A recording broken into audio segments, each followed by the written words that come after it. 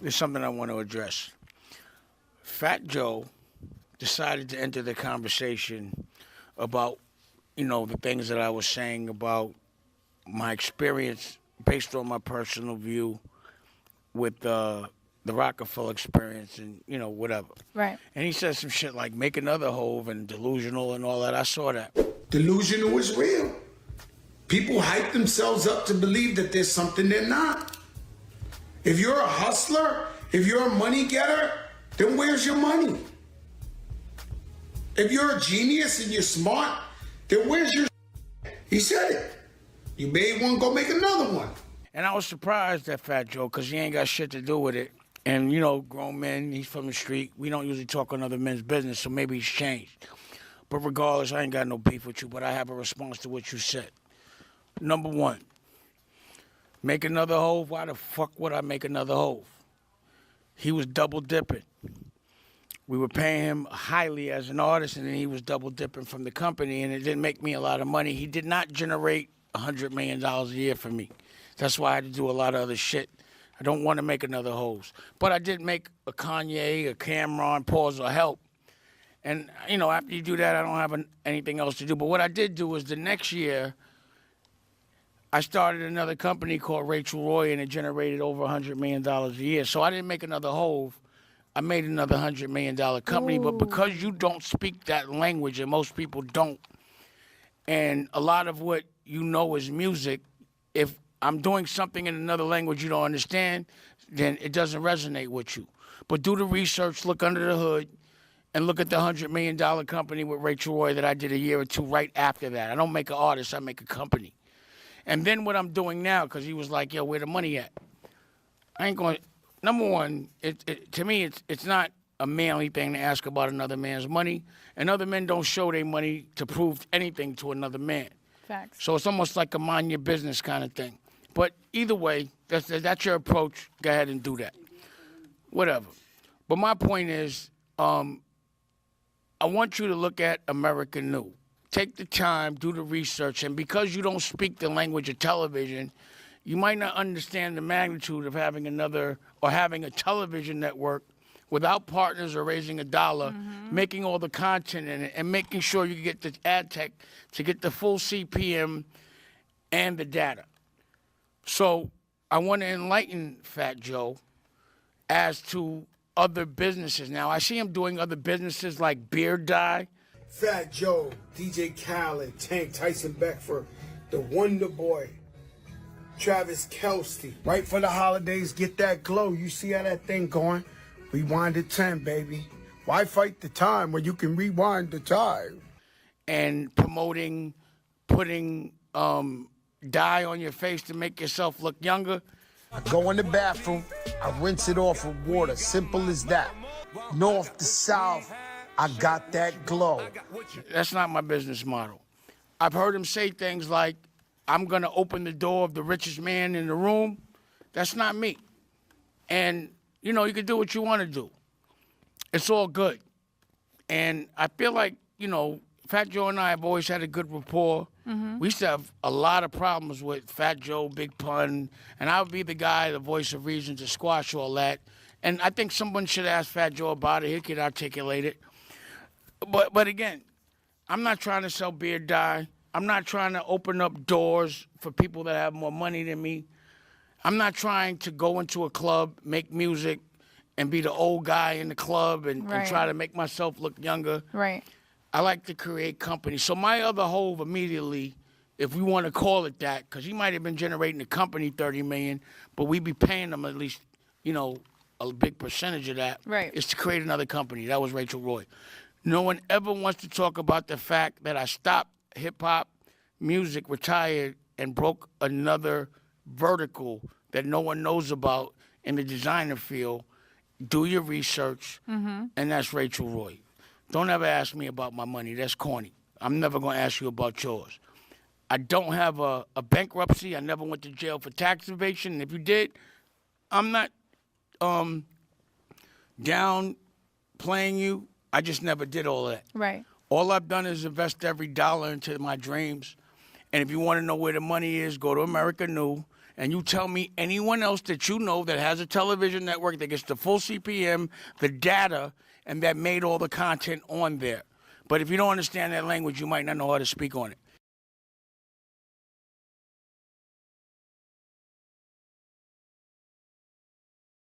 This is the record industry. I took Jay-Z and shopped him to every single label, and they all said no. I had to do it myself. Why did they say no? Either he was too old, he rapped too fast, they just didn't have it. So we were like, we'll do it ourselves. So that's the thing. Remember when I said before, people been telling me I'm not a superhero, and I know I am, right? So if someone told you that you couldn't sell companies and do the things that you did, because to them, it's superhero shit. It's a dream that can't come true for them. You feel me? Mm-hmm. Like, you've done things that people want to do. Mm-hmm.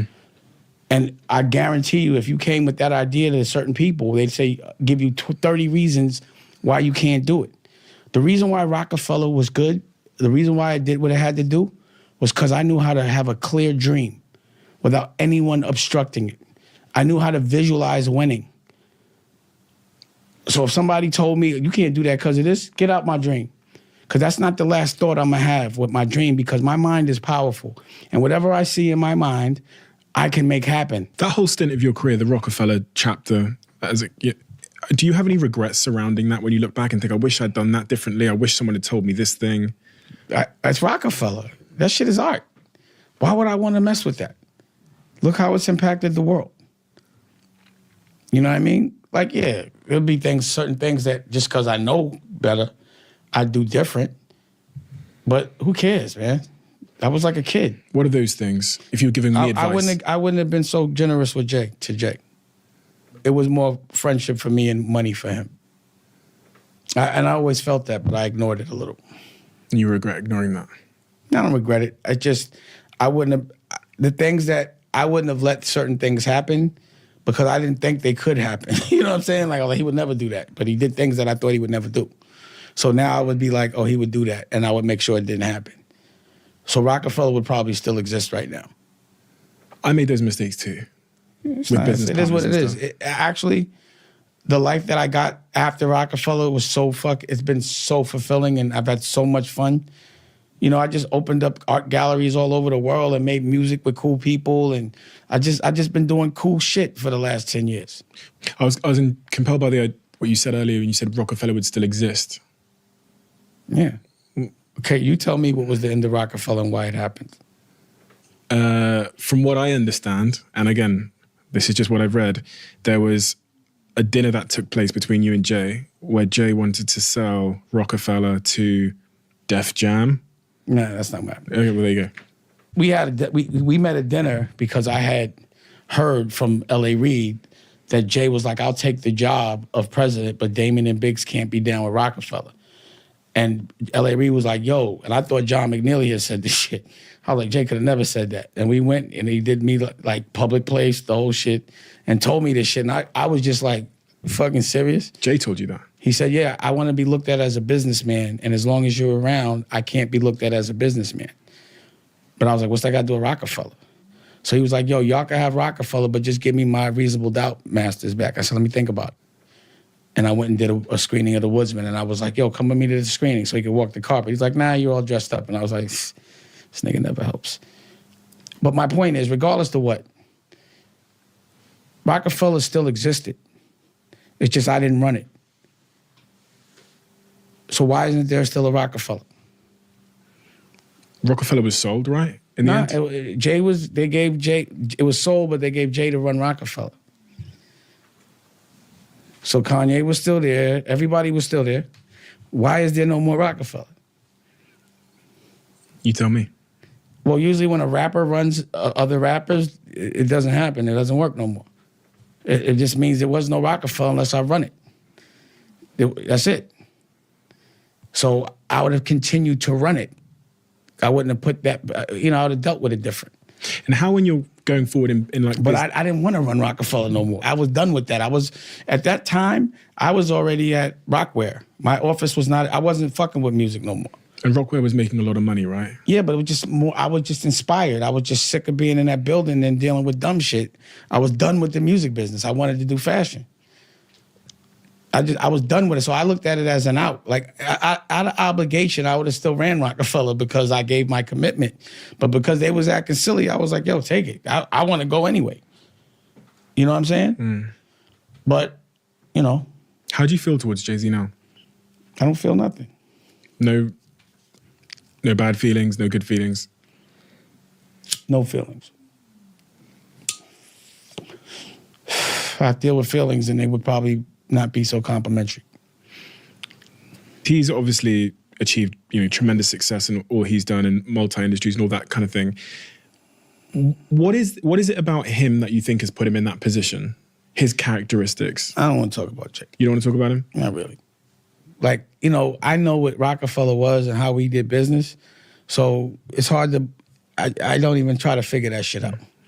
Period. You have a really unique perspective in the sense that you yourself, Kanye, Jay, you got to see the characteristics that made them go on their journeys, and that's really what I was trying to get at. Is like, what are those? The difference between Jay and Kanye, and I say it, Jay is about the money, period, and Kanye is about the art and the money, but it's the art. You know what I mean?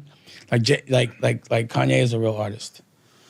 Like Kanye is in different dimensions. Like, he really focuses on that fashion. I never saw Jay do that, ever. Nothing near that. If you love the Diary of a CEO. Before we start, I've been told to say, and I'm gonna say it, everybody download or subscribe to American New Network on YouTube, and also go to American New on your app store and download American New. It's just as free as subscribing to YouTube, and you can see more of what I'm doing. Also, anybody that wants to sponsor, this is business, and if you want to do that, get in touch with us as well. And this is something that we're gonna be doing for a while. I'm trying to drive traffic to my network that I own, and I'm proud of my work, so I'm gonna stand 10 toes down and fight for it. So my first question to you is, well, you spent a considerable amount of time with Jay, and known to know him well. Do you think there's any possibility that he's involved in the whole Diddy scandal? So, the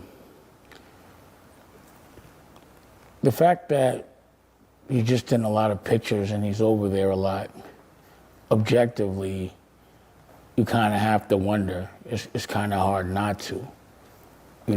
Like for me, it's a little different because, I once knew him, not in about, 20 years. And, I know Puff. So it's like the stuff that I'm hearing, like even the stuff that's already been admitted, like, the pause, the freak-off parties. It's like shocking to me, the reality of that was going on and I didn't know. So right in this moment, like almost anything is possible. Like I would hear certain rumors and they were just too far-fetched to me. But the accusations that are being made, they're beyond the stuff that I was even hearing about. So again, I would hope that he doesn't and was not involved in any of these things, just regardless to whether they were illegal or not, just morally, it would be shocking to me, and I'm sure to the rest of the world, if he gets caught up in that. But the way they're painting this picture on TikTok and virally, and a lot of the things that are being said often, it's hard not to trigger suspicion. It's just natural. So What are your thoughts on Jaguar or Wright being mentioned all over national news? Well, you know, again, like for a long time, or at least I would say like the last couple of months or year, at least a year, I've been seeing on social media and TikTok, you know, like bodyguards and, you know, Jaguar and different people saying extreme things. But, you know, it just seemed like it was just at social media. But when it goes to a national outlet like that and pop culture, number one, I think about it as a businessman from like my perspective. I'm like, I know how many people and how many deals that I didn't do because of people being afraid of what has been said in the newspaper. You know, whether it's true or not, people just don't like any exposure when it comes to big business. Because most of the time it's not that person's money and they can't mess it up, they might get fired. So you play it safe. When someone gets on a national platform like that and it's said where everyone, that's not really good for business. I don't see how anybody would be able to continue to do business with someone after those kind of accusations are made. So in my mind, I'm like, well, I guess now he's gonna have to regulate that. Like, I know just from my personal experience how bad that is for business. And for defamation, when you go into court, you have to prove that you lost money, and whatever money you lost based on what that person said, if you could prove it to be untrue, then they're responsible for that. So just to me, to forget about popular opinion, just for business, I feel like, you know, I'd be surprised if that's not regulated in some legal way, and if not, then that's gonna make me really curious. Now, the things that she's saying, you know, the thing about her is like sometimes there's a lot of truth to what she's saying based on my personal experience. I'm not gonna say she's completely accurate all the time, but some of the things she said were things that I was actually thinking, but I was like, I could never say that because people would say I'm hating. But I know for a fact that, you know, the thing she said, like the thing that the thing they all have in common is, you know, R. Kelly and Puff and the Weinstein and Epstein. I know that my personal experience with the Weinstein, that I walked away. And, you know, I did pay in full with them. And because it ain't like I have to see somebody doing something so extreme and dark that, you know, that's what I wait to walk away. There's small indicators, like if you're robbing people or you're talking to people bad, I don't want to be a part of that, so I'm not working with you. But, so I walked away from Weinstein, and then homie did do business with him. When it came down to R. Kelly, there was a conversation had about the moralness, like it's morally wrong to do a project with someone that we know raped my girl or raped anybody for that matter. So I do know that that conversation was had, and I was really surprised that he moved forward with that relationship. I don't know Epstein, so I never had the chance to walk away from him. But I do know that when that project did come out, I didn't want any part of that project. I didn't want any of the money to go to Roc-A-Fella or me when it came to Roc-A-Fella. It was around the time that Jay was trying to kind of separate himself from us. And he was saying that he didn't want to be a part anymore. And we resolved that issue with, look, if you want, because he wanted me to dilute and he wanted Biggs to dilute. And I wasn't diluting because I know what I mean and what I do for business. And Biggs was ready to dilute, but our OG, Deuce from St. Croix, kind of stepped in and was like, that's not right. And that's how we resolved it. The way we resolved it was, yo, you keep all the money from that project I don't want no parts of it. The best of both worlds. So again, I mean that is true. But you know, I just think that I think homie has to answer some questions right now. But if he doesn't, it just, you know, again, it's going to make people ask more questions. And me, as a person that knew him, you know, I'm very curious to know the stuff that they say about Aaliyah. I mean, I'm human. And when I look at things, like again, a lot of things are weird right now. So I'm reflecting a lot. So I'm thinking, I'm like, well, homie might, you know, he was salty a little bit because he was trying to get at Aaliyah and I was trying to get at her. But, and I know that there are people that benefited from her death.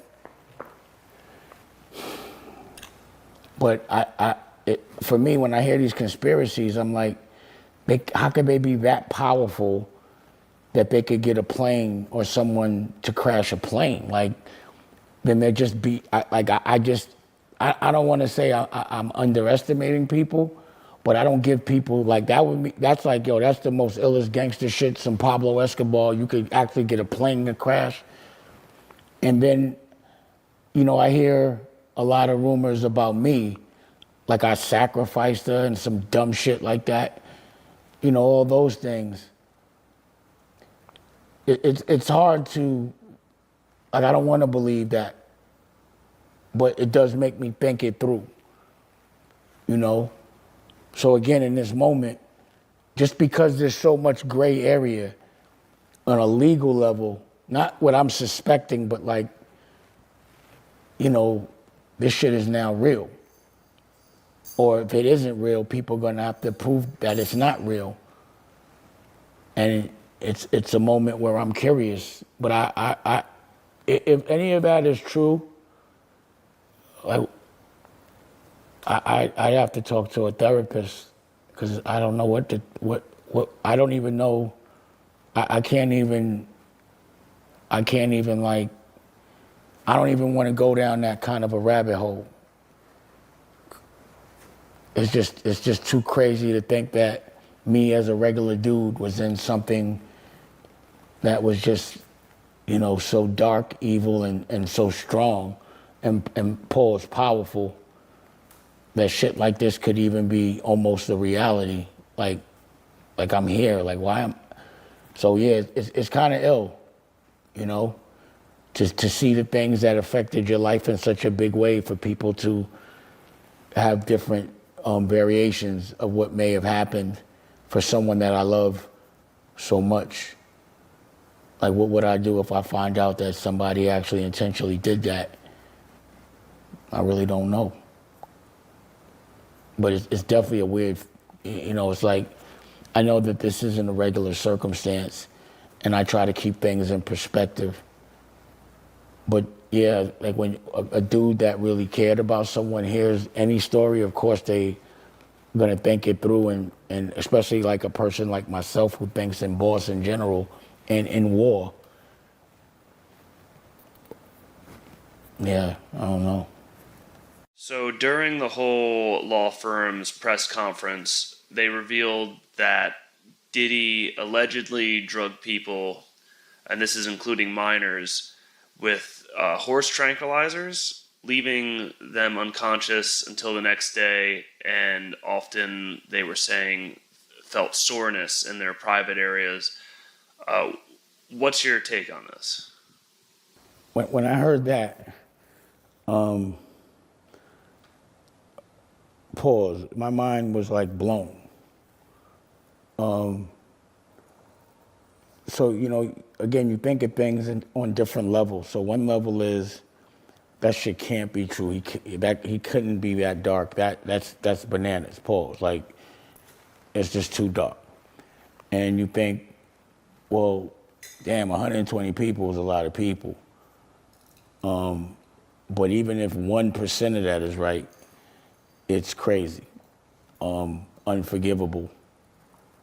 And then I'm thinking, well, shit, that lawyer, you know, he has a pretty solid history, and it would be pretty embarrassing for them to expose themselves in that way and be wrong.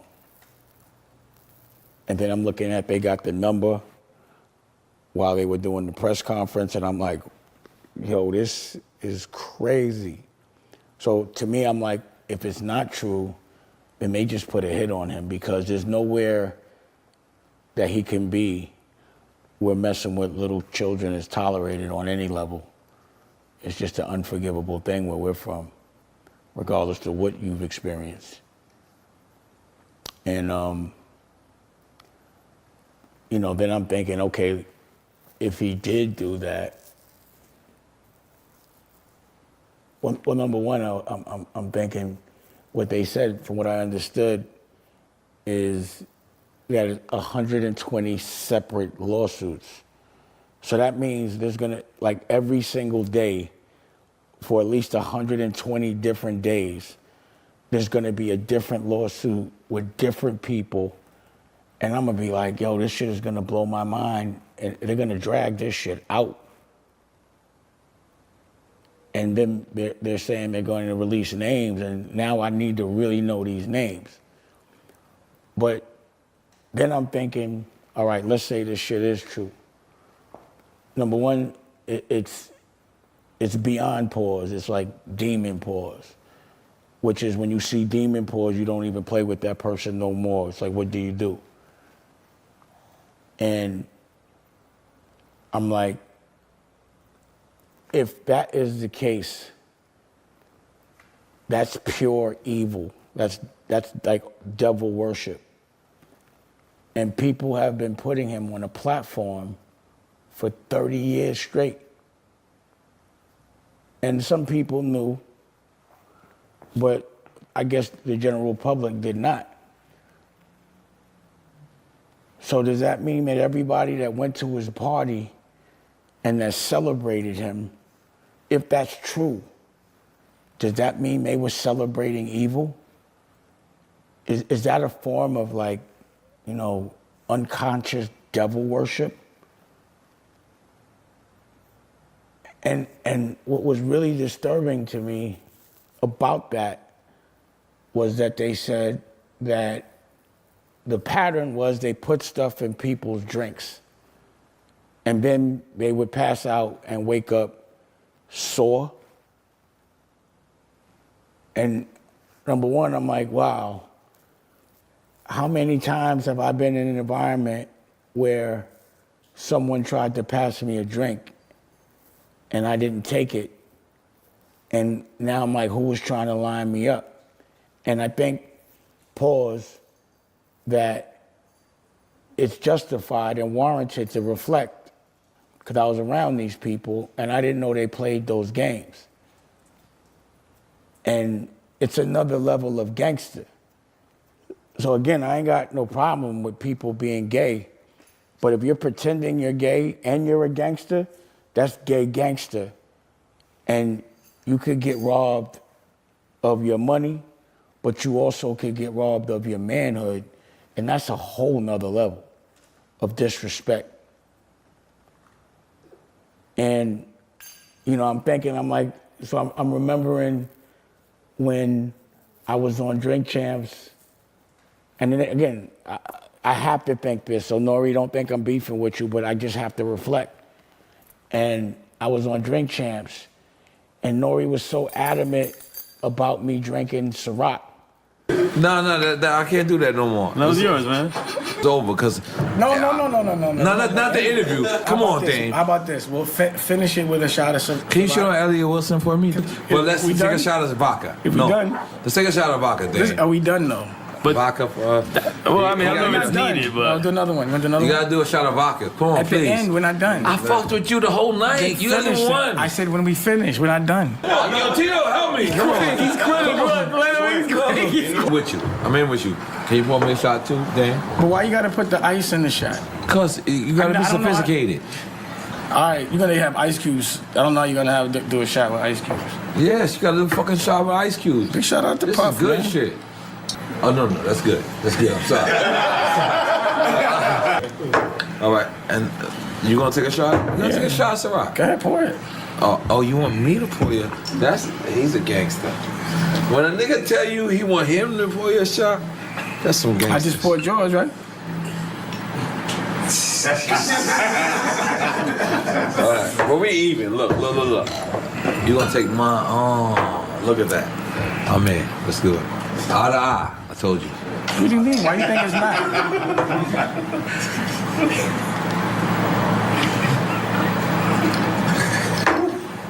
I don't know why I keep doing this show. It's not proper. I don't know. I went to Runyon Canyon today, and I was like, why did I do this? Like, what did I accomplish? Can I take the ice cubes out? I never took a shot with ice cubes. Nah, but you're in my world now. That's not gangster. You got to do the whole thing. Because what's crazy to me is if his hustle is putting stuff in people's drink, he made a liquor. I mean, that's the illest shit in the world. That everybody was partying and you don't know what was in that drink. And if he was, undercover gay, because I didn't know it, and obviously if he was knocking men out and they were waking up violated, he's making somebody gay that doesn't want to be gay. So I'm like, what was in them drinks? And then I'm starting to think like, damn, when did hip hop start to lose its masculinity? When did dudes, and again, no disrespect to nobody, but like tough niggas started wearing dresses and pocketbooks, like maybe that could be the reason. And I'm just thinking it through. Like maybe that could be the reason why hip hop took a turn for the feminine, because that shit, if homie was really putting shit in people's drinks and he's making the liquor, and again, I don't know, and I'm not even saying it to be funny, but they saying, homie was putting shit in motherfuckers' baby oil. So how could you trust that person to serve you drinks at such a big scale? So I'm remembering Nori so adamant about me taking a shot of Ciroc, and I'm like, nah. And I brought my own. And now y'all can understand why I always want to make my own. So I brought my own liquor. You know what I'm saying? I was taking shots of my own. And then what happened, I made him take shots of Ciroc, and then he ended up getting too drunk, talking about take your shirt off and all this type shit. It's on tape. So it ain't like you just naturally start to think of things. And then I was thinking, there was this one time that when my daughter was 16, Jay had a show. And my daughter wanted to go. So I'm like, yo, I'm not going to deprive my daughter. So, I hollered at Jay, sent the kite, and told him I wanted to go to his show with my daughter. And they accommodated me to the fullest. People were really surprised to see me there, took pictures with everybody. But, and again, Emery's my brother, so I would hate to think that he was fucking around like that, pause. But he kept asking me somebody, that was the first time I had tasted that Douce. And I got ridiculously drunk to the extent, and my daughter and I were talking about this the other day, that I was like, yo, I don't get this drunk. Why am I so drunk? And I ended up, wrestling with Kevin Hart. Nigga got me in a chicken wing. And I remember Vaughn taping that shit. And I'm like, yo, why you taping, Vaughn? So I'm thinking, I'm like, damn, because homie makes drinks too. And again, just if this is true, these are the things that I'm like just reflecting on. And if I wouldn't have played everything completely by the book, complete honor, then I could have been compromised. And what would have happened if I ever woke up feeling some kind of way? Compromised. What would I have done? And then I start thinking, I'm like, yo, homie's really a gangster, because that whole time, like after the first Cassie case came out, and he was just out smoking a joint, dancing, like literally to the day he went to jail. He was out in the park, like you would have never thought a person had all those problems. Like I couldn't have handled that. So what it led me to believe is like, yo, things could be going a whole nother way over there and you'd never know. And then I'm like, how does he keep everybody so quiet? Because nobody's saying nothing. Whoever was down is keeping it real, like y'all could keep a secret because I don't know who's what. And I'm like, well, I guess if you got something on somebody, then they won't say nothing. So for me, just hearing the depth of that and the fact that they're putting, you know, homie in it, I'm like, again, if let's say all this time you thought somebody was the truth and that they were perfect and you fought for them and you argued for them and you celebrated them, almost sometimes to the degree of worship. And then all of a sudden you find out that everything you thought they was a lie, and that you've been promoting a lie, and that you've been promoting evil. Even down to, let's say not this situation, like a conspiracy theory that you really believe in your heart is real, but it turns out to be the purest form of evil. Does that mean you were unconsciously celebrating the devil? That you were the one that was spreading and fighting for the word of evil? And if that does become the case, will you have the accountability to say, yo, I was bugging? And the people that you saw that were fighting for the right reasons to protect you, will you even acknowledge or have any accountability for that? And what this situation has done is it's really made me celebrate my life and appreciate my problems. So in my mind, every day I'm waking up, like we went to the supermarket just now. I was like, yo, this is fly. I could just go to the supermarket with my son and my girl and Tia, and I get to wake up. Like yesterday, last night, we went to see London. A star is a chef out here, and her son plays football. And we went to go see him play at a high school. And I've been to the Super Bowl a couple of times and took jets and did that whole thing. And you could ask Rocky, I'm like, I hate that shit because it's just such a hassle.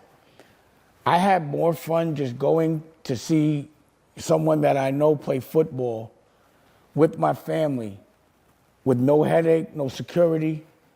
Way more fun. It was easy to get drinks, stuff to eat, than each and every time I went to the Super Bowl. It's really made me appreciate the choices that I made. Like the fact that I didn't have to see things get so dark to know things were wrong. What's up, buddy? Just gotta do that, huh? Thank you. How can a man call another man? That's my boss. We don't do that. Exactly. Like the fact that my son could just walk up, it's a dream to me to just be able to raise a child. Can you let Daddy finish this, please? Can you? Let's go. Don't disrespect me and say I do everything everybody else does, and I put up my own money. Let's go. Daddy's working right now. Can you go over there? Go ahead, Mom. Thank you. This weekend, I was able to broadcast my first pay-per-view fight on American New. And I'm a fight fan. So that in itself was a big deal for me. But being able to actually ref the fight that Shane Mosley was fighting and meet his father, the people I've been watching most of my life fight. And, he's a legend. Being able to ref, being able to commentate, I got to commentate all on my own network. Like, to me, that's iller than going to a Canelo fight and being in the crowd, even if it's front row. You know, I had such a good time. Freeway came through. We were in Chester, PA. The mayor picked me up from the airport, took me to an art district. You know, it's like what I learned and what I'm learning from this experience, just this whole thing, is like no matter what, there's always going to be some degree of a competitive thing going on between a me and a Jay and a Puff. I mean, it's just, that's what men do. And my thing was always like, yeah, they look like they're ahead of the game, and it appears that way, but I just never thought that they did it the way I felt like it would be a win. And in my mind, I'm like, only way people are gonna understand this is if I get as much money as they have and have as much stuff as they have, but I have to really make some real money my way. So regardless to what, it'd be like, until I get to a certain level, and that's why I'm gonna keep investing until I do, they're ahead of me. Pause. But like in this moment, I'm like, well, he's in jail, and if the stuff they saying about Jay is true, then I'm in the lead. And when I look at the things and the way my life is right now, I'm like, yo, I don't need to buy none of them big houses and all those things that they're showcasing. It doesn't seem real without some dark, evil shit. It's not worth it, and it doesn't seem sustainable. And, you know, for me, the wealth is not what you show, it's what you live. You don't show your wealth, you live your wealth. So being able to live on a lake and be able to take your child to school and watch him, and being able to watch your child to me is important because this is what I'm noticing. A lot of people are, pause, undercover gay because they got violated and they don't want people to know. And, you know, I learned this happens when I was spending some time in LA. I don't want to get specific with the story, but bottom line is, if you have to work and someone else is watching your children, especially if that person is younger, if that person's been abused, then they don't think it's a bad thing to abuse, or they might not call it abuse if they do it to another younger person. And that's, I think, where the cycle starts. So also I'm wondering with Puff, I'm like, if he is drugging dudes to make them gay, why does he want everybody to be gay? And the only thing I could come up with, he must have got some degree of violated and thinks that shit is normal. You know? But at the end of the day, that's why it's important to be able to watch your children, because you don't know the problems that other people have that are watching your children, and you don't know what their normal is. And I think that's where that cycle starts. Somewhat when a family is disfranchised, like a father's in jail or gets killed, and the mother now has to work double time to pay the bills, and someone has to watch the child, and it's not usually the parent. And that's where things start to happen. So, you know, there's people that live around me that I know that are like third generational real wealth. And I don't see them showing their wealth, but I do see them living it. They go to school, they take their kids to school just like I take my kids to school. They really enjoy those things. Just doing normal things with your child and your family is a luxury within itself. And I think people should really understand what real wealth is. And, you know, for me, it's like, it feels like it's just broke people that want to prove they're rich. But people that are really wealthy, they're kind of ashamed to show their wealth. But they definitely live it. You know, the vacations are usually dope. But for me, again, this experience has just really made me appreciate the fact that I chose, love over money. But what it makes me think is like, why, how could somebody think, being around other famous people that you don't know and don't trust, and other people thinking you have money, how could that be worth not spending time with your family if you have the ability to? Because that's all I want to do.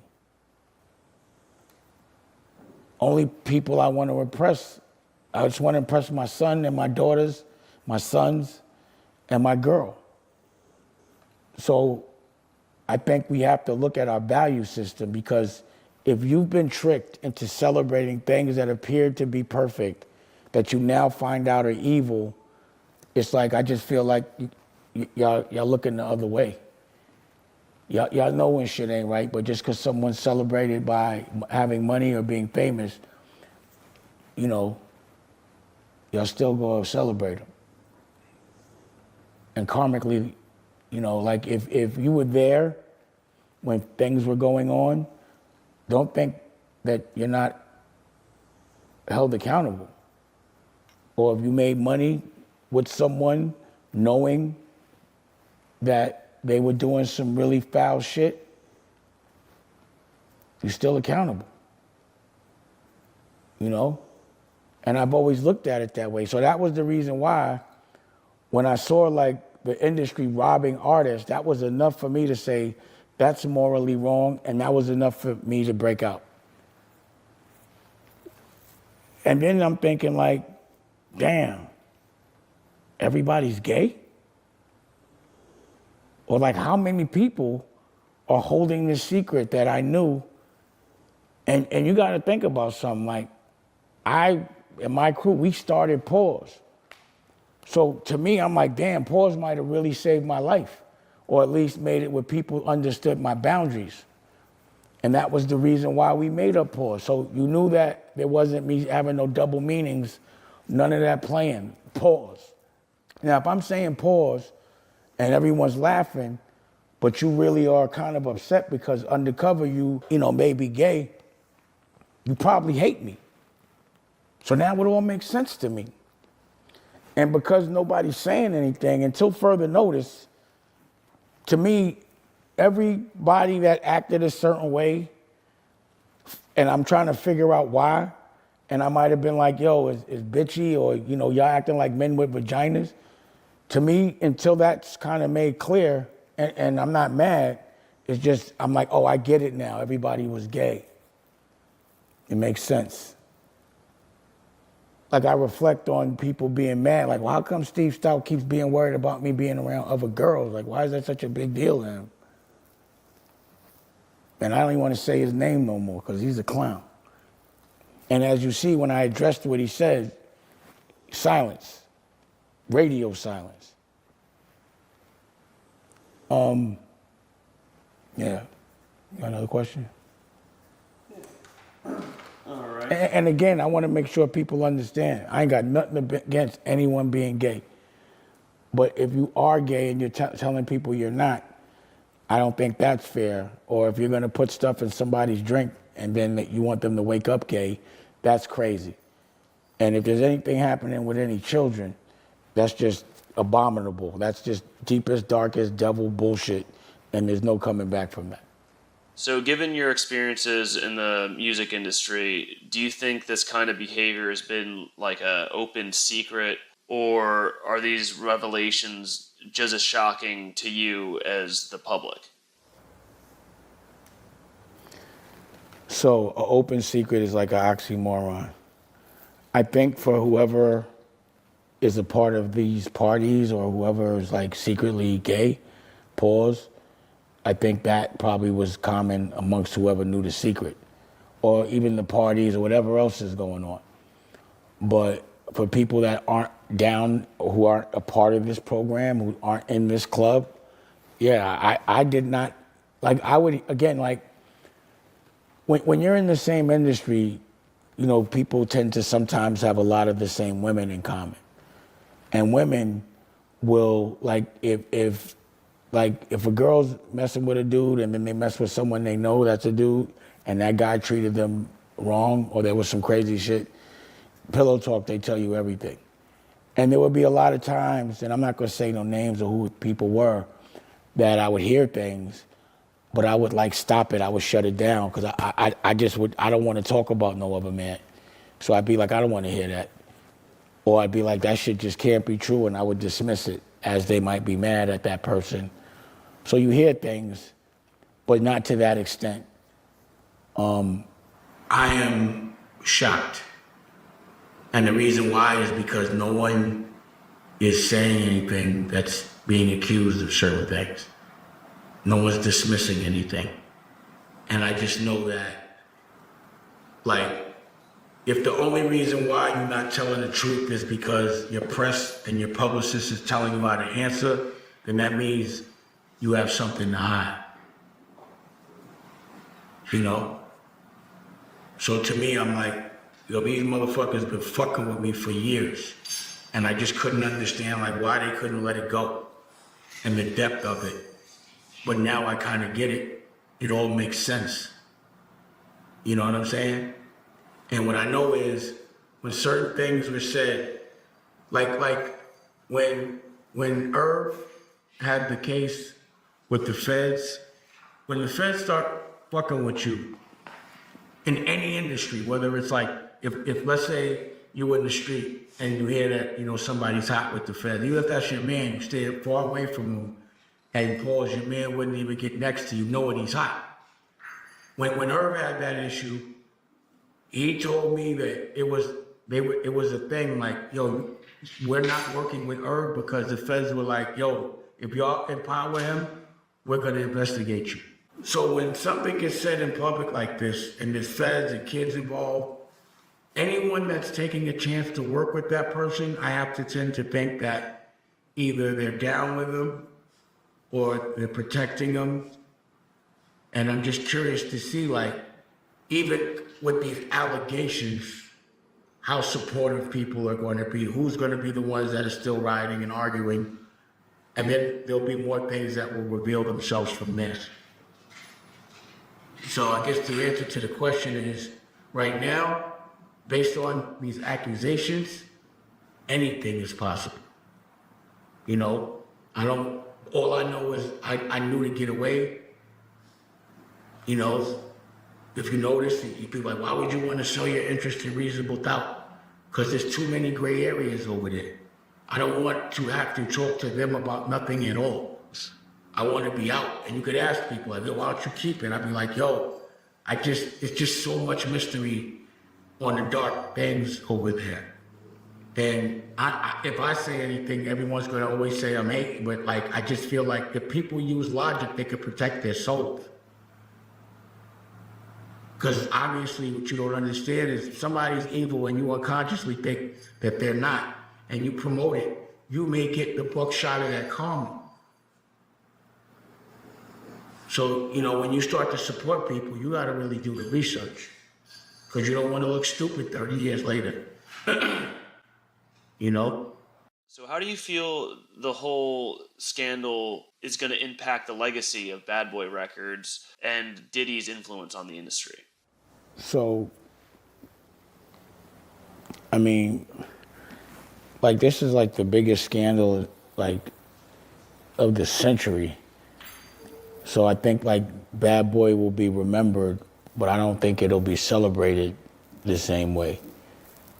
Especially, you know, the stuff with, if that any of that's true with the kids, you know, I think he'll be used in this whole situation because it seems like it's going to tear down a lot of industries.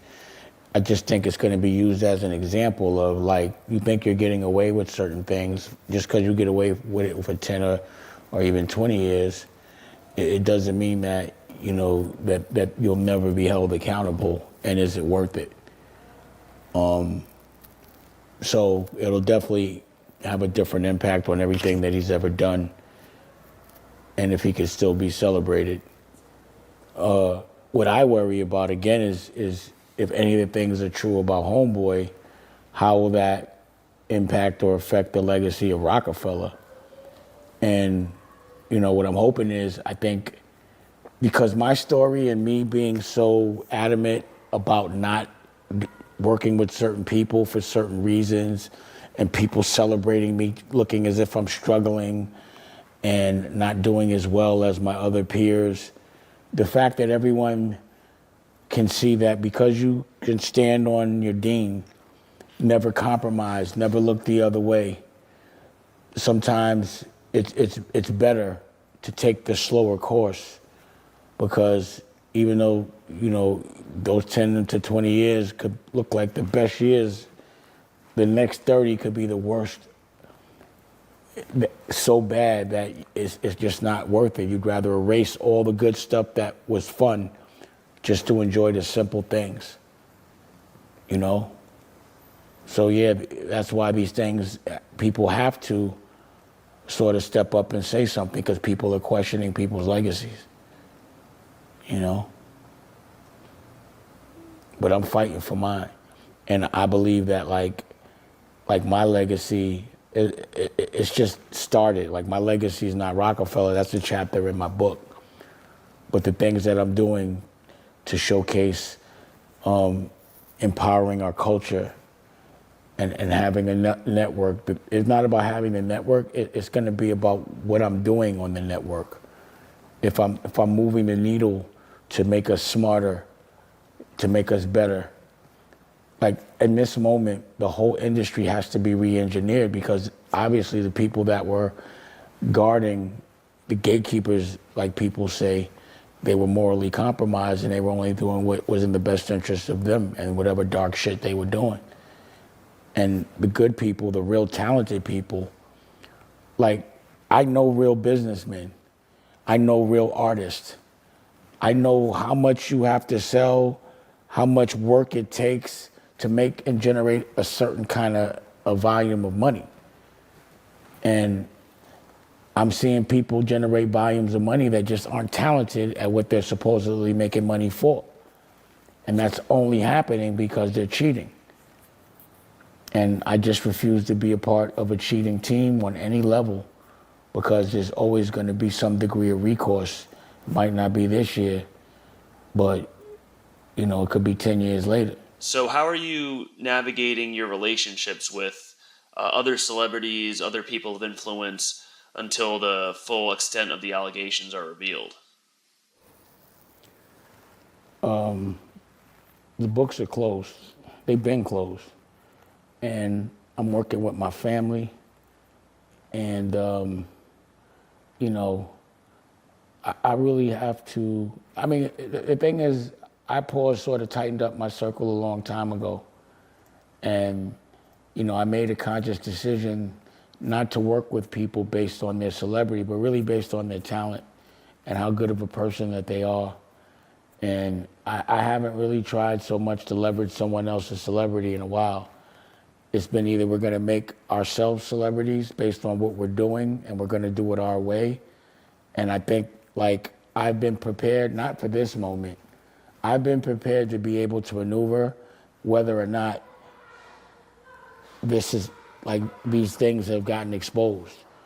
Like, I was trying to prepare, like, yo, it didn't seem like anything was gonna change, and people were gonna be celebrated regardless to what bad things they did and who they robbed, and that they were always gonna try to block me, pause. So I've always had to create a business model that navigated through these murky waters. And now these waters may not be so murky, and it might make things a little easier for me, but I'm prepared. So I have my own network. This is why I make my own liquor. This is why we have our own education. I don't trust anything that anyone's giving me that I don't know, pause, period. And people have dark agendas, like, to a movie level. Like, I can't believe that I'm so close to this conspiracy and these things, these dark things that are going on, that the people that I'm actually up against, pause, that you know, I have personal problems with, that are affecting my life daily, are the same people that are on television for this, and that I have to really figure this out, that when they talk about conspiracy, they talking about my girl. Or when they talk about stealing from somebody or robbing somebody out of a business in a very foul conspiracy kind of a way, I'm one of those people that they're talking about. You know, and I have to figure this thing out. Pause for myself, like, yo, I did not realize that they were so gangster with it, if this shit is true. But like I said, I'm not even gonna call it gay gang, I'm gonna call it pause gangster. The pause gangster is crazy. And I'm just like I'm almost thankful to Jay for not even trying to tell me to be a part of any of this funny circle if these things are true. Like, I gotta say thank you to him for sparing me this dark shit that's going on. Because, again, I don't care what's happened in the last 30 years or who's up or whatever. All I know is about now and what the future looks like. And my now is great and my future looks beautiful because I walked away from certain things just because morally I thought they were wrong. As I got older, because that's another thing that's bugging me out, is the things I'm hearing about kind of happened in the later part of their lives. And I'm like, yo, it's like at a certain point you realize certain things are wrong, especially when you start to have children. You know you don't want to do something to somebody that you don't want done to your kids. And that karmically, your kids will probably be the ones, if you love your kids, you know, that's the only way that you could be hurt. So, you know, these are really like, I never thought I would see these times. I never thought these conspiracies would ever come to light or even be real. But now I'm questioning everything. So the answer to that question is the books are closed. The circle got to stay tight, pause. And I'm glad I made the decisions I made. Again, I compare my problems with other people's. And when I wake up in the morning and I go through the things that I have problems with, and then I look at the other people that have problems, I'm like, shit, I'd rather have my problems any day. And these problems I could make go away with bread, and not even a lot of bread. And I have a future, and I have a family, and I'm healthy. The lesson of the day today for business is your health is more important than your business.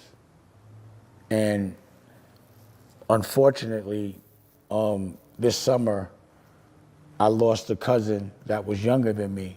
My cousin shot, and he caught a heart attack.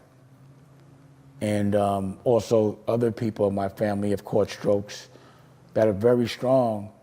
And now what I have to see is a different kind of strength. It's not the street strength. It's, fighting for your life and to get your facilities back.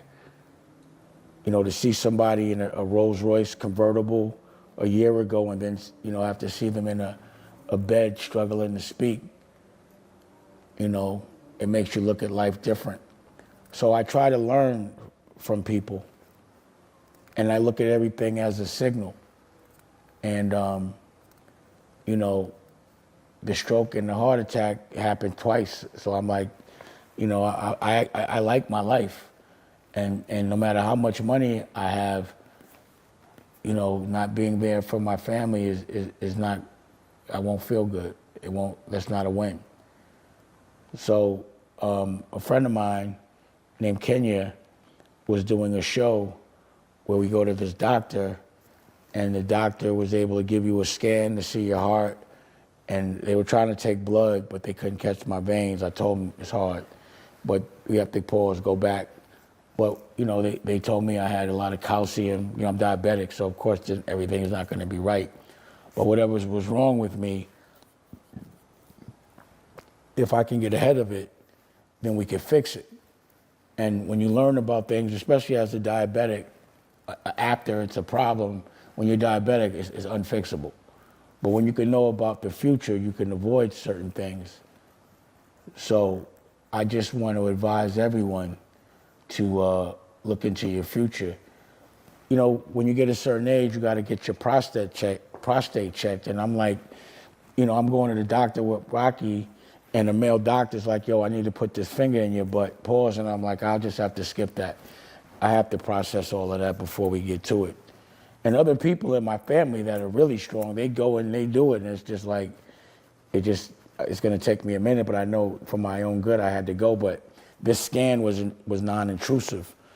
And, you know, after they told me about my heart, and before I get to that, Mano is a co-host. And, you know, Mano was one of the cats that was laughing. You know, I saw it on the Instagram when my jewels dropped, my grills. And I was able to be like, yo, I saw you laughing. And I thought that was cool because, yeah, the shit was funny. And, you know, I respect him, and he wasn't disrespectful at all about it. And I think he was like, if you're a real nigga, you won't think that's bad. You can't laugh. You were funny. I'm a funny cat. I can't laugh, be mad at it. But what happened was, in that moment, someone that was laughing at me a week ago, I was able to be very vulnerable, pause around, and discuss my health. And that's how much I just don't care. And how much pride I take in being proactive about my health. That I don't care. Like, if there's something wrong with me, it doesn't even matter. Even someone that might have laughed at me, I know that because they're a human being and they're there, I know what type of time they're on. And I think that leading by example, showcasing that being tough means dealing with the things you don't want to deal with, especially your health. And I want to say thank you, and I was able to see it. I'm going to go back, and it's going to be a whole show. But what I was saying is, after we talked about too much calcium and there might be some blockage and what we can do to fix things, we're all having fun, and then another doctor comes out and he's like, oh, we need to talk to you about your prostate in another room. So that scared me, and I hate being scared. And, you know, he was like, you know, are you peeing all right? And I'm like, yeah, well, because if you're not, then I can fix that. Well, I am, so you don't have to feel it. What's the problem? Is there any problem? Oh, no, everything's all right. It's just shaped a certain way, but it's actually really good. That made me feel a lot better. But, you know, when I look at my girl and my kids, I just think it's important that I get ahead of anything that can make me feel weak in front of them or make them feel any pain. And I suggest that if you're handling your business and you're not handling your health, you're not leading by the right example. And whatever you're dealing with, it's not a problem to deal with it publicly because you're showcasing the strength that you want other people to have if it happens to them, especially the people that look up to you. And if you care about the people you love, you're going to get ahead of that. So, you know, again, I look forward to going back and also, you know, figuring out whatever's wrong with me, making it right. I was able to also, because I went to New York, I was able to get my grills tightened up and start this procedure. And, you know, again, people might be like, yo, you dragging it. It wasn't an L. You don't have to keep talking about it. I talk about everything that goes on in my life. So I'm a diabetic, and I showcase when I get needles in my eye and everything that you have to go through as a diabetic to showcase that it's all right. No one's perfect. And as you see, just based on the temperature of what's going on right now, anybody or anything that presents itself as perfect is evil. There is no winning every single day. That does not exist. And when people are presenting that to you, they are lying. You cannot trust anybody that makes life look perfect, that pretends they win every single time.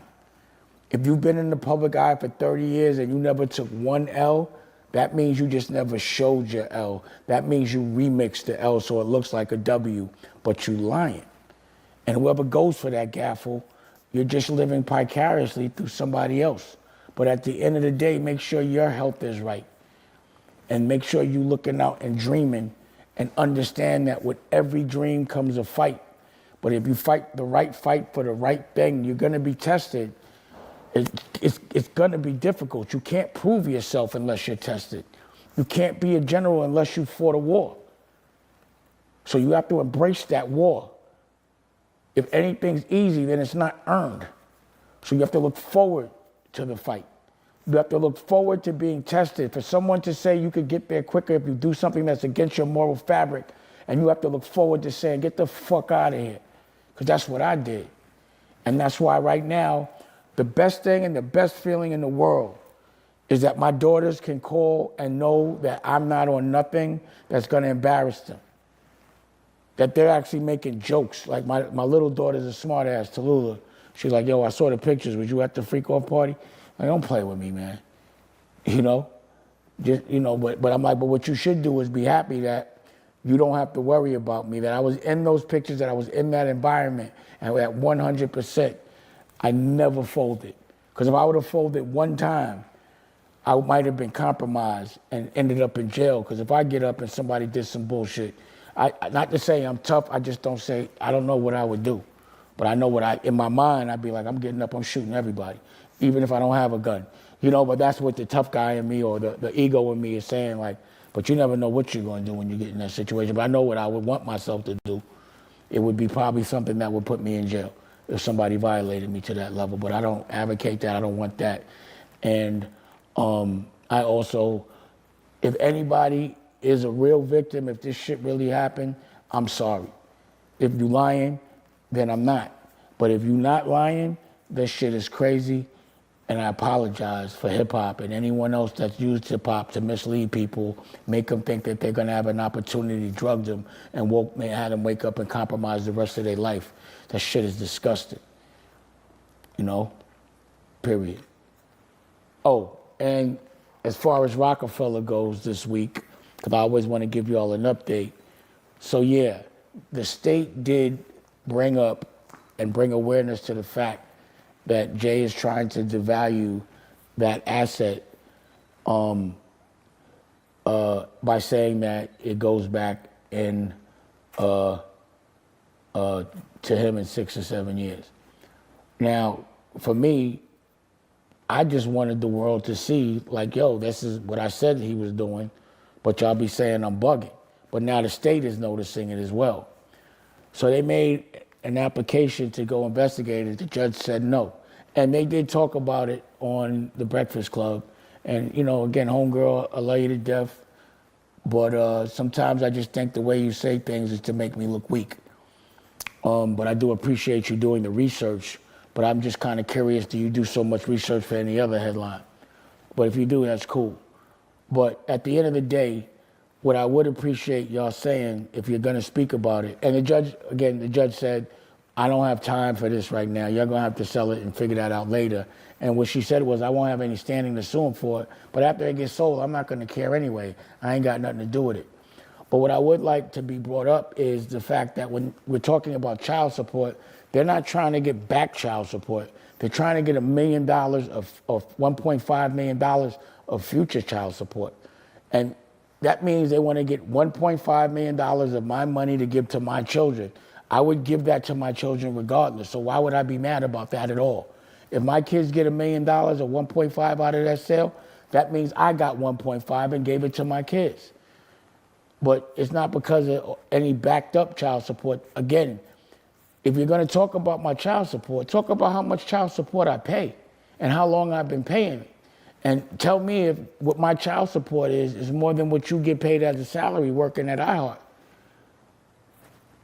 And then, you know, approach it like that, like, damn, despite the fact that Dame been going through all this, he been paying $250,000, paying colleges up front, schools and everything for his children, never got it down with modification.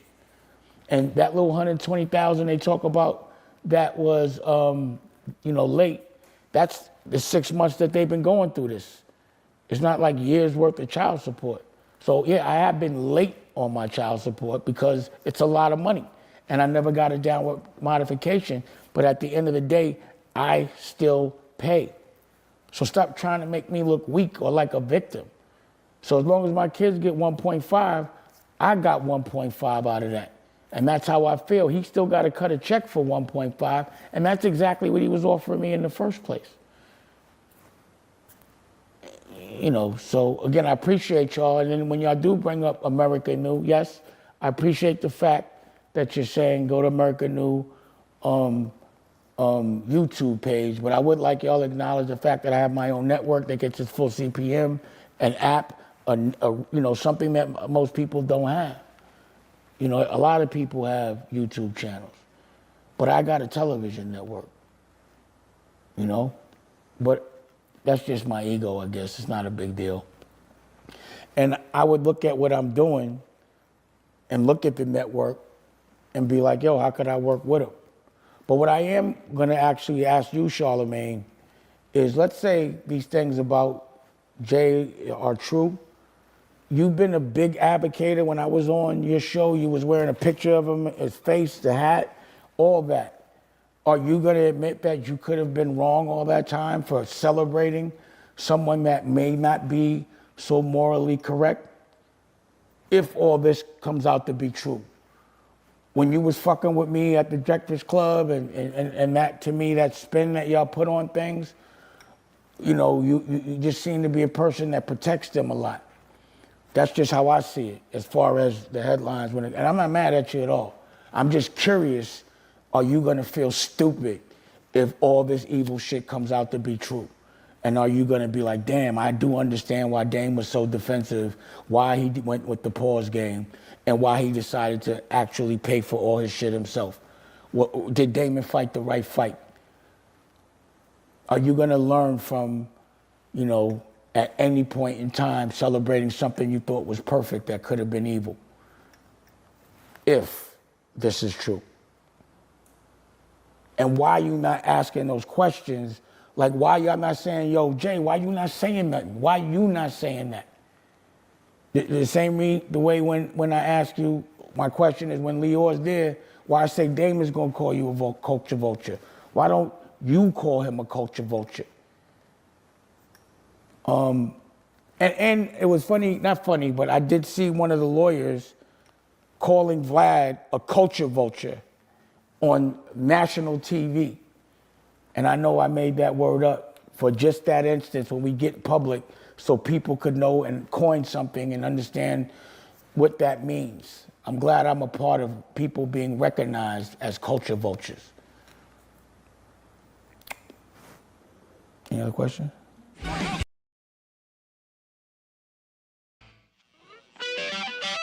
One, two, three, yeah.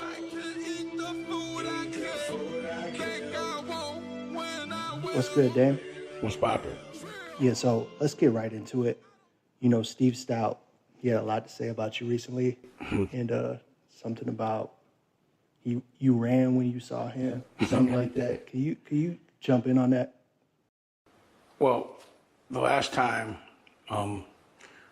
you interviewed me, I hadn't seen all the things that Steve had said. I never watch his interviews because I just think he's dumb.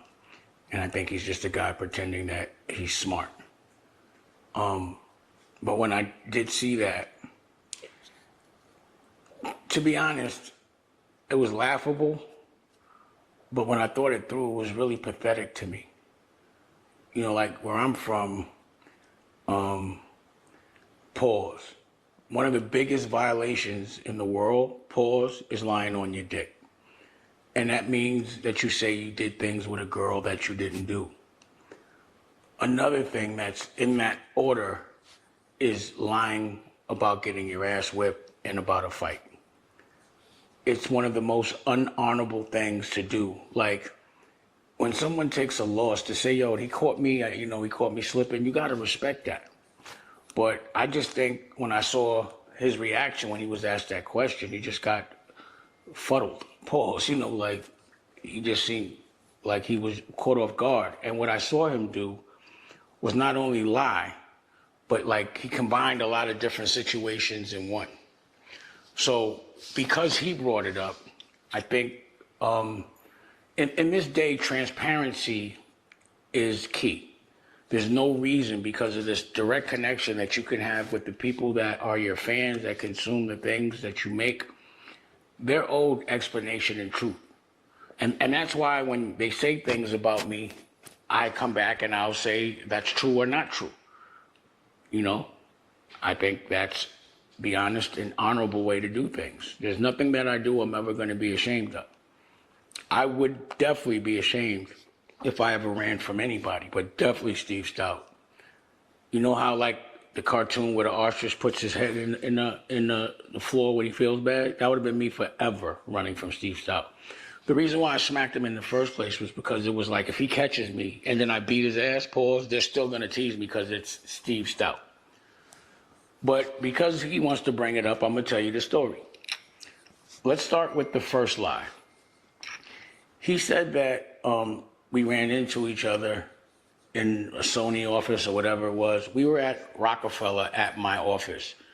And Jay was sitting behind my desk. He always wanted to sit behind my desk, pause. But Steve was with him. My brother Bobby was with him. And my cousin Darren, was with me, or rather in the office. And my cousin Darren was in the office. That's about 3 people. Could have been 1 or 2, and my son. And Steve Stout was trying to throw a party with Jay at the Hamptons. And I was like, we're not throwing a party with you, you corny. You know, you were running around with Nas when we were kind of like beefing with him.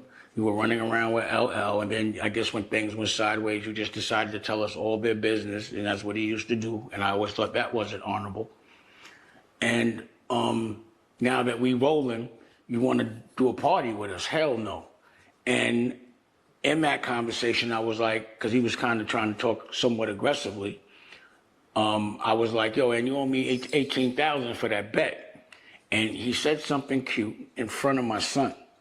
So I'm like, yo, you can't be ass betting me, pause, and you definitely can't be talking crazy in front of my son. He said something else slick, and I hit him with a left hook, a slap. My intention, again, was not to hurt him. It was to let him know, like, bro, that's just disrespectful. And where I'm from, if I let you walk away talking to me like that in front of my son's going to look at me a certain way, and everyone in my crew is going to look at me a certain way. You're going to have to beat my ass, pause, today. I had a broken foot, and after I smacked him, all he said was, did you just smack me? And he had just got sued by Puff, or rather, he had just sued Puff for hitting him in the head with a bottle. So where I'm from, because, again, I didn't look at him so much as a civilian because he wasn't hanging around civilians. So where I'm from, if somebody hit me in the head with a bottle or whatever, then I got to get that back, you know, at least at that age. I would have to there has to be some kind of a recourse. But the one thing I'm not doing is going to go to court, testify, and do all those things because I just, at that point, I thought that was snitching. So I would always call him a rat and a snitch. When I would see him on the red carpet, I'd be, oh, you a rat. And, you know, I just didn't like that. So after I smacked him, I just believe that from then on, because he didn't fight back, number one, at that moment, I felt like he was a coward. You know, you let a man smack you, not even punch you in your face. I open hand slapped him. I didn't even want to hurt him. I just wanted to let him know, like, bruh. And I did it in front of Jay-Z because he thought because he was with Jay-Z that Jay-Z would protect him. Jay-Z didn't do anything but laugh at him. And the crazy thing about it was because he had cracked Puff in the head with the bottle and sued him, everybody in the industry knew about it. I remember that Kimura threw a party and they were just like, you're so hot. How did you, you know, Puff came up to me and was like, yo, how did you do that without getting sued? I said, yo, you got to smack niggas. You can't be hitting niggas. But at the end of the day, he told on somebody that, again, they had an altercation and they're still friends now. They take pictures together. I guess they're brothers. You don't take your brother to court. So that was always my issue with him. Like, yo, I'm not running around with nobody that would testify and all this other shit and whatever. So that's the reason why that happened. You're not going to disrespect me in front of my son. Now, the other thing that he brought up was that he ran into me with Raquel by himself and he stepped to me. Now, Raquel's my girl. She's here. I don't know where she went, but when she comes back, Rocky. And I had just put out a Currency album, right? My first Currency album with Diddy 172. I had a gallery that they don't talk about, Diddy 172 in Tribeca. And I lived on Northmore Street, and he lived down the block on Northmore Street. So we both lived in the same neighborhood. And I was telling my crew, like, yo, when you're about to evolve, there's a test that happens. And, you know, when it's going to be something that never comes up, and you have to pass that test, or else you won't get your dreams and you'll start from scratch and this whole thing. So I'm walking, and all of a sudden I see Steve Stout in a dark block. And again, my history with him is, since I've smacked him, he's done every underhanded, nerdy thing that you could do to try to assault my career. L.A. Reid himself told me, like when I would read things in the paper about J&I, he'd be like, Steve put that in the paper. Steve put that in the paper. There's no allegedly about it. This is what L.A. Reid told me, right? So, this is that day. I'm walking up the block, and I see Steve. He's not by himself. He's with a girl. And I'm with two girls. I'm with Mackenzie, and I'm with Raquel. And anyone that was a part of the gallery Diddy 172, they know Mackenzie. But there were witnesses. He was with his girl, or a girl. I don't know her name. She was short hair, arms out, dark skin. And I'm with Mackenzie and Raquel. I walk past him. I'm starting to walk up to him. And Mackenzie goes, Damon, don't forget about the test. You just told us about the test. So I'm like, damn. So I walk past him, and I'm like, you bitch-ass nigga. And what he said was, yo, I thought we took care of you a long time ago. And that triggered me. And I was like talking to his girl, like, yo, you know you're walking with a rat. He told, he's a rat. And he kind of looked like he was going to come at me, and Mackenzie just started decking him. Not Raquel, Mackenzie. She punched him in his face a good 6 times with the bag in her hand. Boop, boop. And Mackenzie is a girl that really has hands. I never knew she could fight like that, but she could fight. And she was hitting him, and he was looking all, you know, stupid in the face and dizzy. And the girl with the short hair grabbed Mackenzie, and Mackenzie says, yo, you better get your man, bitch. And by the way, this is a white girl. And Rocky's Puerto Rican, by the way. And I say that to say, because I hear people say she's white. If she was, it'd be all right, but she is Puerto Rican. So at that moment, he turns the other direction, and I'm looking at Mackenzie because I know she's gonna hit that girl, but he looks at me, and I'm like, I'm about to knock his whole face off. Like, I've been waiting for this. And people that know me, like, you know, there's mad stories of me fighting 30 people at a time with mace, and just not Mace the rapper, people macing me. And like people begging me, like, dang, we gotta get out of here. And the running thing just, let me see. 9 hole. Disrespect me and shit, I do everything everybody else does, and I put up my own money. So I can't be running in front of people. I can't be running, period. I couldn't live with myself if I did that. But Rocky, she didn't want me to hit him because the police were around at the police station around the corner. So she jumped in front of him. I didn't push. He pushed her on the floor. He abused the woman. He physically threw her on the floor, which is why he breezed over that. You understand what I'm saying? That's why his lawyer said pay. And, you know, when he did that, I was like, yo, you just pushed a girl on the floor, you sued Puff? Those girls, I ain't got to say nothing. They going to tell on you. They civilians. So I'm laughing, and he tried to run home. And I'm like, don't try to run. And look how stupid you look. I was telling the girl, look how stupid your man look. He looking all dumb. And then the police came, and I was laughing so hard that they were going to arrest me because he was a clown. So I sent him that letter like, bro, you know, at the time, Rocky wasn't my girl, but you're not going to be throwing girls around on the floor on my watch regardless because I'm a gentleman. And I was like, yo, you better send something over. And he probably didn't want it to get out in the press that him supposed to be this businessman threw a girl on the floor. And because he sues people for abusing him, he deserved to be sued because he threw a girl on the floor. And my point is, for him to lie about that story makes him the lowest scum piece of shit on the earth. And you can't trust a person that would lie about those minute details. So there were witnesses there. Now, I think where his story got mixed up was, I did run up in his office with 10 dudes in Sony. And the reason why I did that was because I had confided in him that I was signing Clue, and he went behind my back and tried to offer him a little more money and a better deal.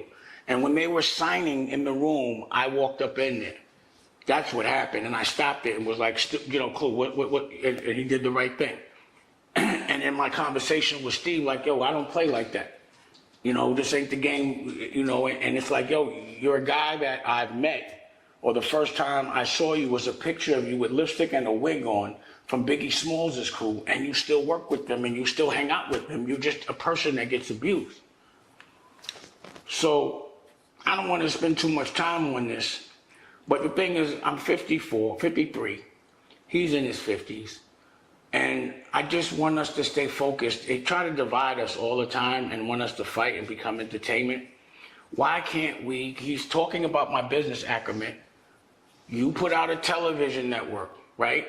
Now, United Masters, you went, raised money, did what you had to do. Now you're exploiting. You're the main person that was telling and trying to pause fuck artists over, and then you do this. And you told me sorry, because I'm the one that told you and everyone else in the industry that an artist should own their masters and be independent. You only did it as a business model because you couldn't rob artists any other way. But because you would lie on a fight, then there's no way anyone could trust you in business. And the fact that you always protected this dude, always screaming his accolades, what's the reason for that? Are you and him talking? Or are you just trying to be in his favor so bad, regardless to what? Like, that's what I thought was pathetic. That this has bothered him so much for the last 20 years that he still has to go on television and he has to explain himself, and he's still trying to get him and all the dudes in the weirdo crew. And now they the weirdo crew to me because I know weird shit be happening. I suspected it before. Whether it's legal or not, it's weird. I don't want to be in business with people that do weirdo shit at all. And he's one of them. So, I think he got that story confused with the 10 dudes. The question is, I'm not the only person that's had these different kind of altercations with him. Like I said, when I realized that people really didn't like him, it was in LA. I went to a basketball game with him, and Warren G just started flipping on him. And Warren G is one of the coolest mild mannered cats that, anyone ever heard of or knew. He sings and raps cool. But he was like, yo, I should smack the shit out of you and all this with the LA and all that. And I'm like, Warren, man, it was my first time really meeting him, and I was like, bro, I don't know what he did, but, can you do this when I'm not around? Because I got to ride back, and I'm not going to jump in, and you know what I'm saying? So can we just do this later? And he was like, that nigga's a bitch. And he's been walking around with security since the last century, because this is the dude also, again, when Jay stabbed Un or went to trial for it, this dude got Un his lawyer, like to sue Jay. So, y'all can say what you want. These are people I know. These guys are making it obvious, like, yeah, why is Steve Stout so mad and always talking about Dame? Oh, because he smacked him. Oh, because he ran up in his office. Oh, because he's been calling him a snitch on the red carpet for a long time. That's the reason why. And I don't want to have this be a distraction from the seriousness of the things that we're doing. And that's the reason why I wanted to make it business. So drop your network. You have United Masters. We could go song for song, label for label. But I have a distribution, Blue Rock distribution, the same way everyone else does. And I distribute labels, but I also make music. The problem with a guy like Steve Stout, he's very reflective of the way a lot of the industry is. People in the music industry are not talented at anything. Steve Stout cannot make a record. He cannot dance. He cannot fight, apparently, unless he's been training or doing Taibo or something. He cannot direct a movie. Like for me, it's not about how much I could rob somebody and get money. It's about how good my work really is. So again, Steve, we could go label for label. I'm broke. I'm not doing well. I dropped the ball. I'm not running behind a 50-something-year-old rapper to this very day to determine how great I am. Put your label. We could do it. I got album for album, song for song, but make it from your label, not someone that makes someone you're exploiting. I have an album with Freeway right now, a rock and roll album and rap album. I have an album with Steve right now. I have an album with all new artists right now, so called Respect the Art. I got albums with R&B singers that you love right now. People that you heard, and I heard about that shit you did with Maya. You know what I'm saying? And, you know, I heard I was appalled, but we could talk about that another time. Yeah. So, you know, and I'm not saying that he did anything sexual with her, but, you know, there was a situation that I just did not like that she told me about. I didn't like it. I was appalled. And y'all little crew over there, that's not the way we play. You know? So, I'm not the only person that doesn't like Steve Stout. The question is why? Why would you trust a guy like that, a person that doesn't care about an artist? If you have no artistry in your body, pause, if you're not creative, how do you think it's fair to make money off creatives? And why should a creative trust you? Why? You can't even bob your head right to a fucking record. So, I'm gonna move on from him, pause. You know, enough talking about him, but I want to make sure that I said everything because I know he'll probably get on an interview and say some other dumb shit. I just wish he'd get over it. But let's focus on the business. Put a clothing line out. I got a brand new clothing line. I got so many different clothing lines ready. Can you do that? Let's just go business for business. I chose the art. You chose to exploit. I chose to create. You chose to kill, bro. Like, the last thing I forgot, he said that Rocky ran up to him at Kanye's. First of all, everybody knows Rocky would never run up to anybody. But what happened was, I saw him, he was looking so scared in the face. I was like, I ain't gonna do nothing to you. And we discussed things like, yo, why you make Jay put his name on a $40 sneaker? Now he can't sell nothing expensive no more. He was like, but Pharrell, and I was like, yeah, but you know, Pharrell became very committed. He shaved his mustache off for the last 30 years. You know what I'm saying? He did that. I'm not mad at Pharrell. But as far as Jay, I personally, like, you put him with Budweiser. We supposed to be promoting champagne. You laughed. I know you paused, gave him the banana in the tailpipe. The niggas diss each other all day. So L.A. Reid was there. So L.A.'s a witness. So what I told him was, yo, you remember that time when you threw that girl on the floor and I made you pay that money? That's the girl right there. I said that. And L.A. Reid was like, did you just say that? Oh, my God. And asked L.A. Reid. So there's witnesses there that could testify to him being a fucking liar. And he has so much to say about other situations for other people. Why does he not let those people speak for themselves? Why are those people not speaking for themselves? Because the answer is, you know, this year I'm noticing that they're hammering down. You know, with the elections and all that, you can't just say something. You have to have something to support, some data to support what you say. You know, everything I say, I'm going to say and have data and be truthful. There will be witnesses.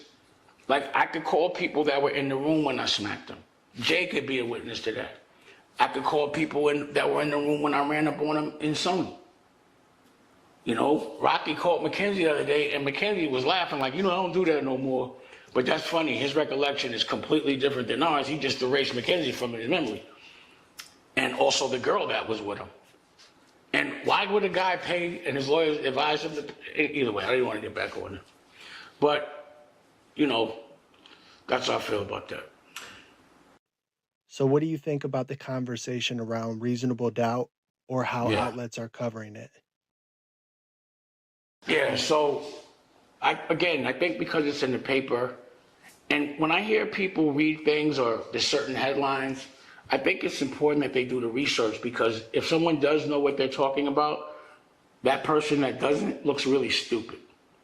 And I'm looking, because I called out the press, because what happens is, if they're going to take something from a legal document and promote it for one side, then they have to do it for the other. So they had to say this because it was filed.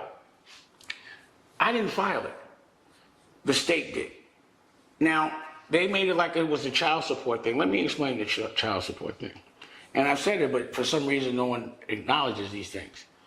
My child support for the last, since 2007, has been about $250 a year with school, camp, and all these children that I had. Boogie is 33. Ava's 24. Tallulah's 16. Lucky is 20. So there's no more child support for two of them, but I did all of that. $250 a year since 2017. If you do the math, that's about $4 million, a little over. I'm broke, right? But my kids get $4 million. See, there's levels to this shit. And I've set myself on a very high standard. Me with $4 million is broke. I'm the guy that told you $1 million ain't no money. So if I'm gonna call myself broke, I guess y'all should too. But to me, rich is like having $100 million in the bank. That's just based on me being around people that are wealthy.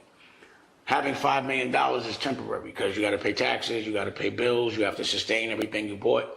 It goes, it evaporates. You're still worried if you have a certain kind of lifestyle. And again, I'll tell you, like if you get $1 million and you stay in the projects, yeah, you'll live well for the rest of your life. But once you get $1 million, you kind of elevate. You start to spend like you're a millionaire. And it doesn't last unless you continue to generate money. So again, as it relates to the child support, and again, I'm being transparent because I want y'all to understand it. They say I owe 120 grand. That's like 6 months to a year maybe worth of child support.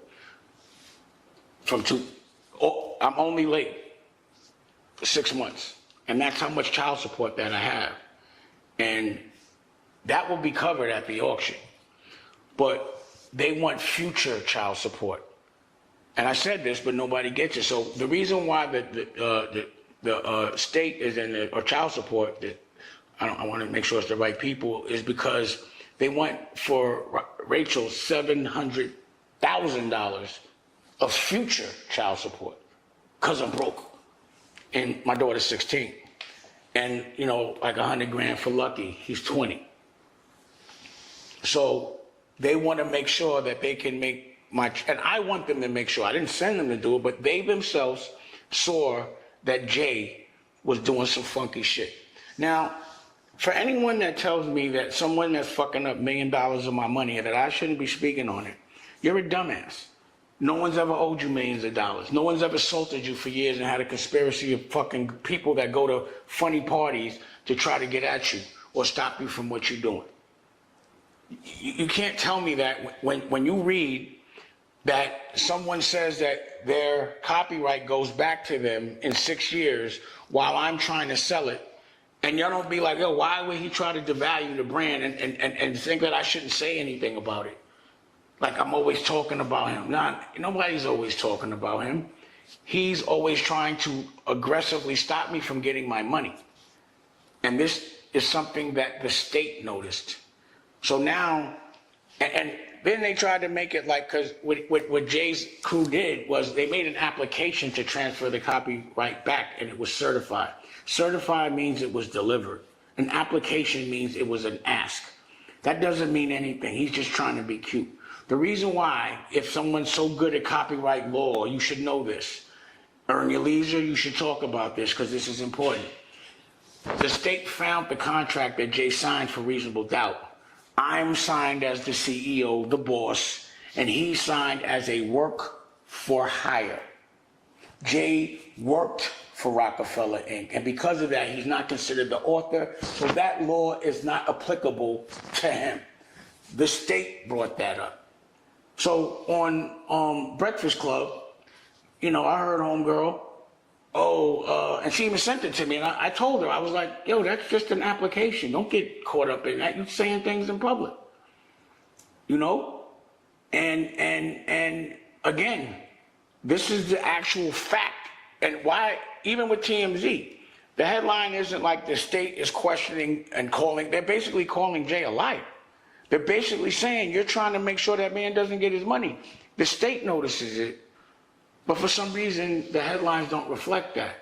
So that means it's very obvious that people from that camp call TMZ, allegedly, call these outlets, and they're feeding them things for a narrative.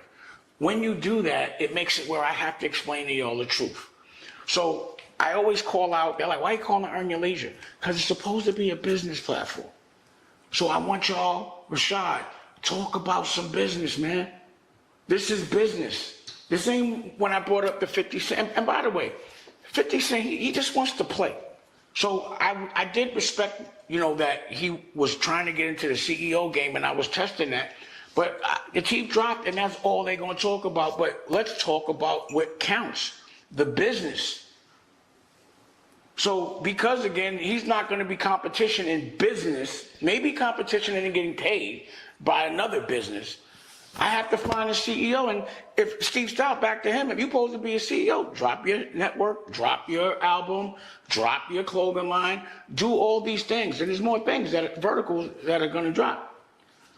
But, you know, as I was saying, he's playing, so I'm moving on, man. You know, he just wants to play. He's waiting for jokes of someone to trip. I'm trying to educate us. I wanted to use this awareness to show us how we should be beefing with business.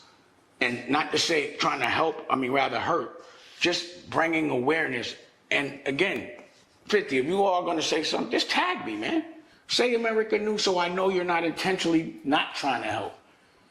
You know, if you're gonna throw the alley-oop, throw the alley-oop. Because I want you to win. I don't want anyone from our culture to lose. I just don't want someone from our culture to be destroying other people from our culture for another culture. That's what I don't want. I don't want a black man's business model to be tearing down other black men, and that's why they're paying me.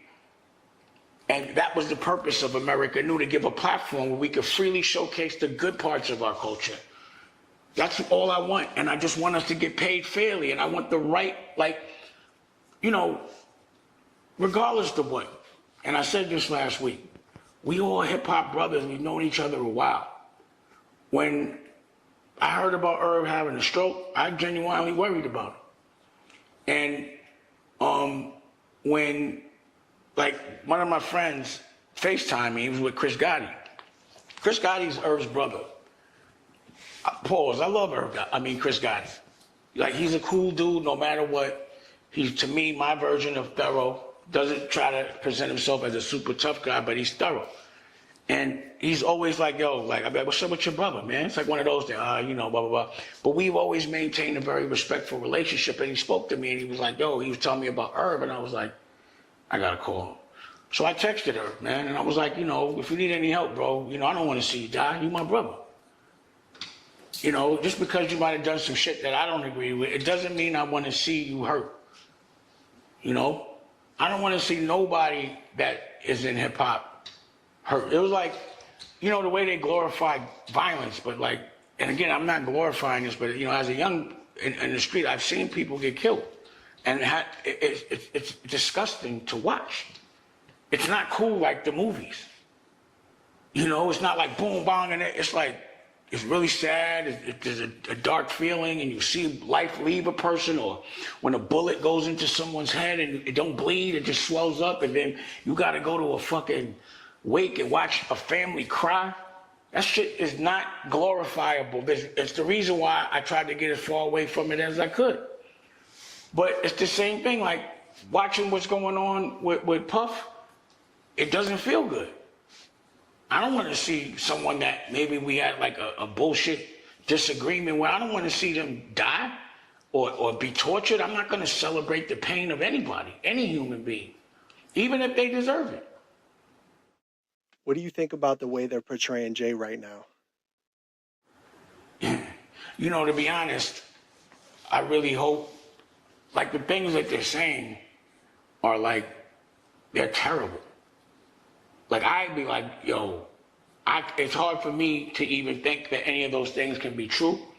I don't want them to be true.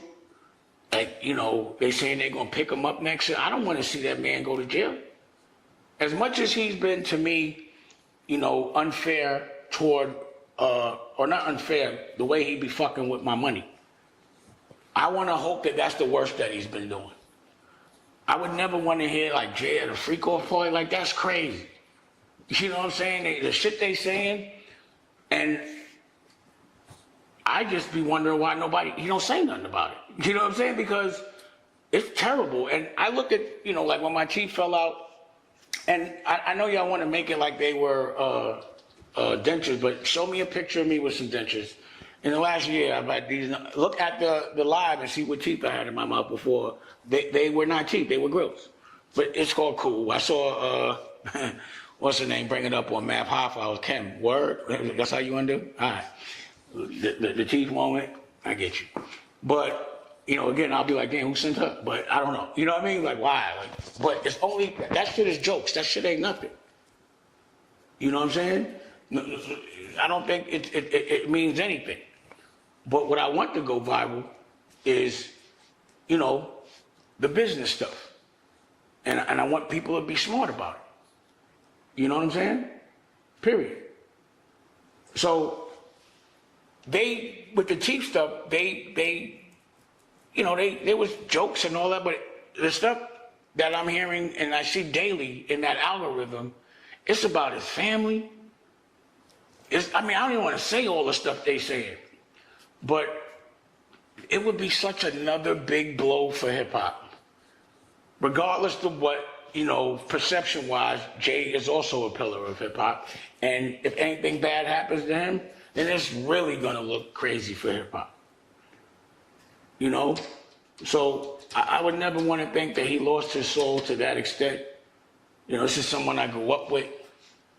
No matter what, I don't wish no... if he was doing the crazy shit they're saying, then, you know, there's going to always be some degree of recourse at some point. But I really hope that shit ain't true. You know, I would hate to think that the people that were in my world really had that degree of a secret. That they were completely different people than, you know, I was trying to empower. You know, like there was a time pause that he inspired me.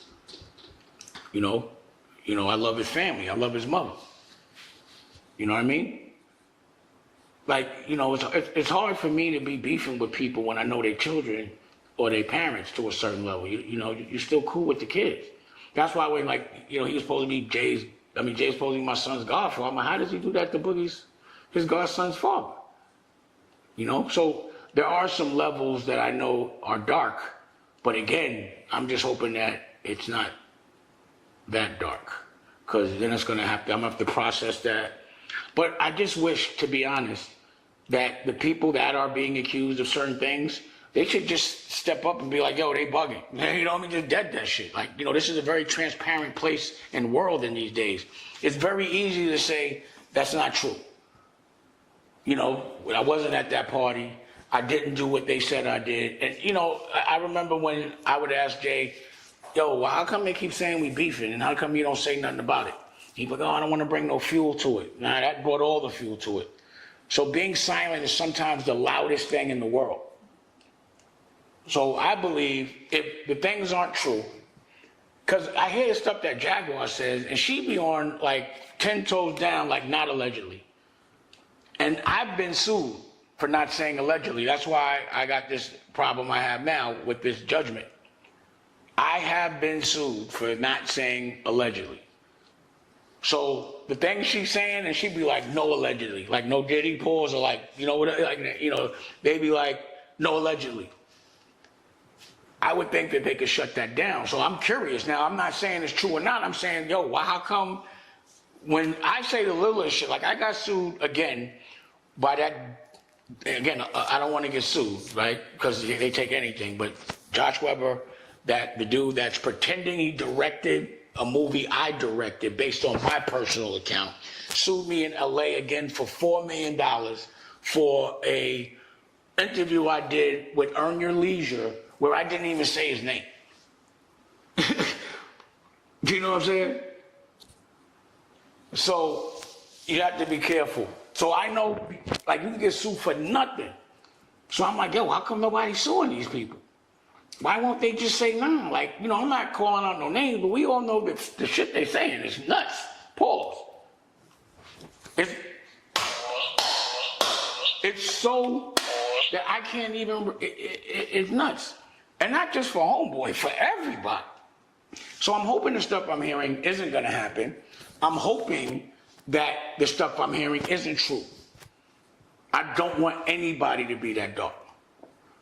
I don't want another blow for hip hop, you know? And I'm just trying to figure out, you know, I'm very curious to know who was at them parties? You know what I'm saying? Like someone was there. You know, I'm not going to even hold you. Like I can't pretend I don't want to know. But I'm saying DiCaprio, and I can tell you stories about that dude later or at another time. But he came out and was like, yo, I don't, he said something. He did say something. His press, whatever they wanted him to say, he had a statement. So I want to know why there's no statement from all these, like the shit they saying is unbelievable. It's crazy. It's nuts. Pause. And I've never seen, like my legacy has never been compromised in that way. Where people are making, the cartoons. You see, there's this like dark cartoon that'd be on. I'm like, yo, this shit is crazy. Just the fact that it's being said, it's the same thing. Like, I'm sure people want to know between me and Homeboy, yo, why are y'all beefing? He's never explained that. He's never said like any of those things. So I just think in this day and age, based on the accusations that happened, not just him, everybody should just, I did. When they said that those parties with me and Aaliyah and Jennifer Lopez, yeah, bro, I was at a party with Aaliyah, Jennifer Lopez is on the pillow, Natani's on the pillow. I'm going to be on that pillow, you know what I'm saying? But not next to no dudes. And then I'm out. But I addressed it. I'm transparent. Like, you could ask me any question. Like, I say no, and you could ask me why I said no, and I'll explain it to you. You could challenge me. But at the end of the day, if I'm expecting you to consume the things that I'm doing, my products, I do believe that you deserve a certain degree of honesty. Like, why do we all have to wait? I don't want to wait. Just tell us what happened. Or tell us it didn't happen. Say something. Not just y'all, anyone that's being accused of that shit, bro, because we definitely want to know. The whole world wants to know. But when people start resigning and people start erasing their Twitters, then it just starts to look suspicious and, it makes people ask questions. Yeah, let's go back to the work for hire. And how you feel about people saying that you always talk about Jay? Well, let me answer it like this. To me, whoever is saying that I'm talking about Jay, I guarantee you that person talks about Jay way more than I do. And I think anyone that says that is dumb. Because Jay and Biggs took me to court. And I'm in an active, situation based on us having to go to court. So I have no choice but to talk about these things. And when someone messes up 50 grand of your money, you probably talk about it. Can you imagine a man messing up 40 million when he messes up my Rocawear deal? Because he wants to make an announcement that he's no longer a part of Rocawear, but the minute, because he devalued the company, that I sell my interest to invest in Rachel Roy, he comes back to the company. Like, that was $40 million that I was gonna get paid. Like, I don't see why, if I could get in front of Jay right now, there'd be some questions I would ask, right? And again, for all of those people that are like, yo, why you talking about him? Why the fuck? I talk about a lot of things, but this in particular, this dude's been fucking with my money, intentionally. And he has a whole crew of people that go to funny parties that are fucking with me too, like a Steve Stout, a Leo Cohen, those kind of guys. So that's why.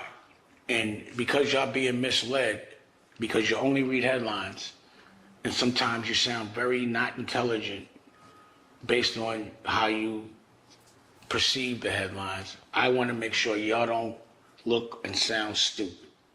And I know that for everybody that defends Homeboy at the barbershop and been arguing on his behalf, y'all looking shaky right now. So of course you're going to say something. So that's why Steve Stout has to go and wave a flag for another cat. Because he's been the biggest promoter of that cat. And if that cat isn't exactly what he says he is, then he's going to look like a pussy. And no one's going to fuck with him.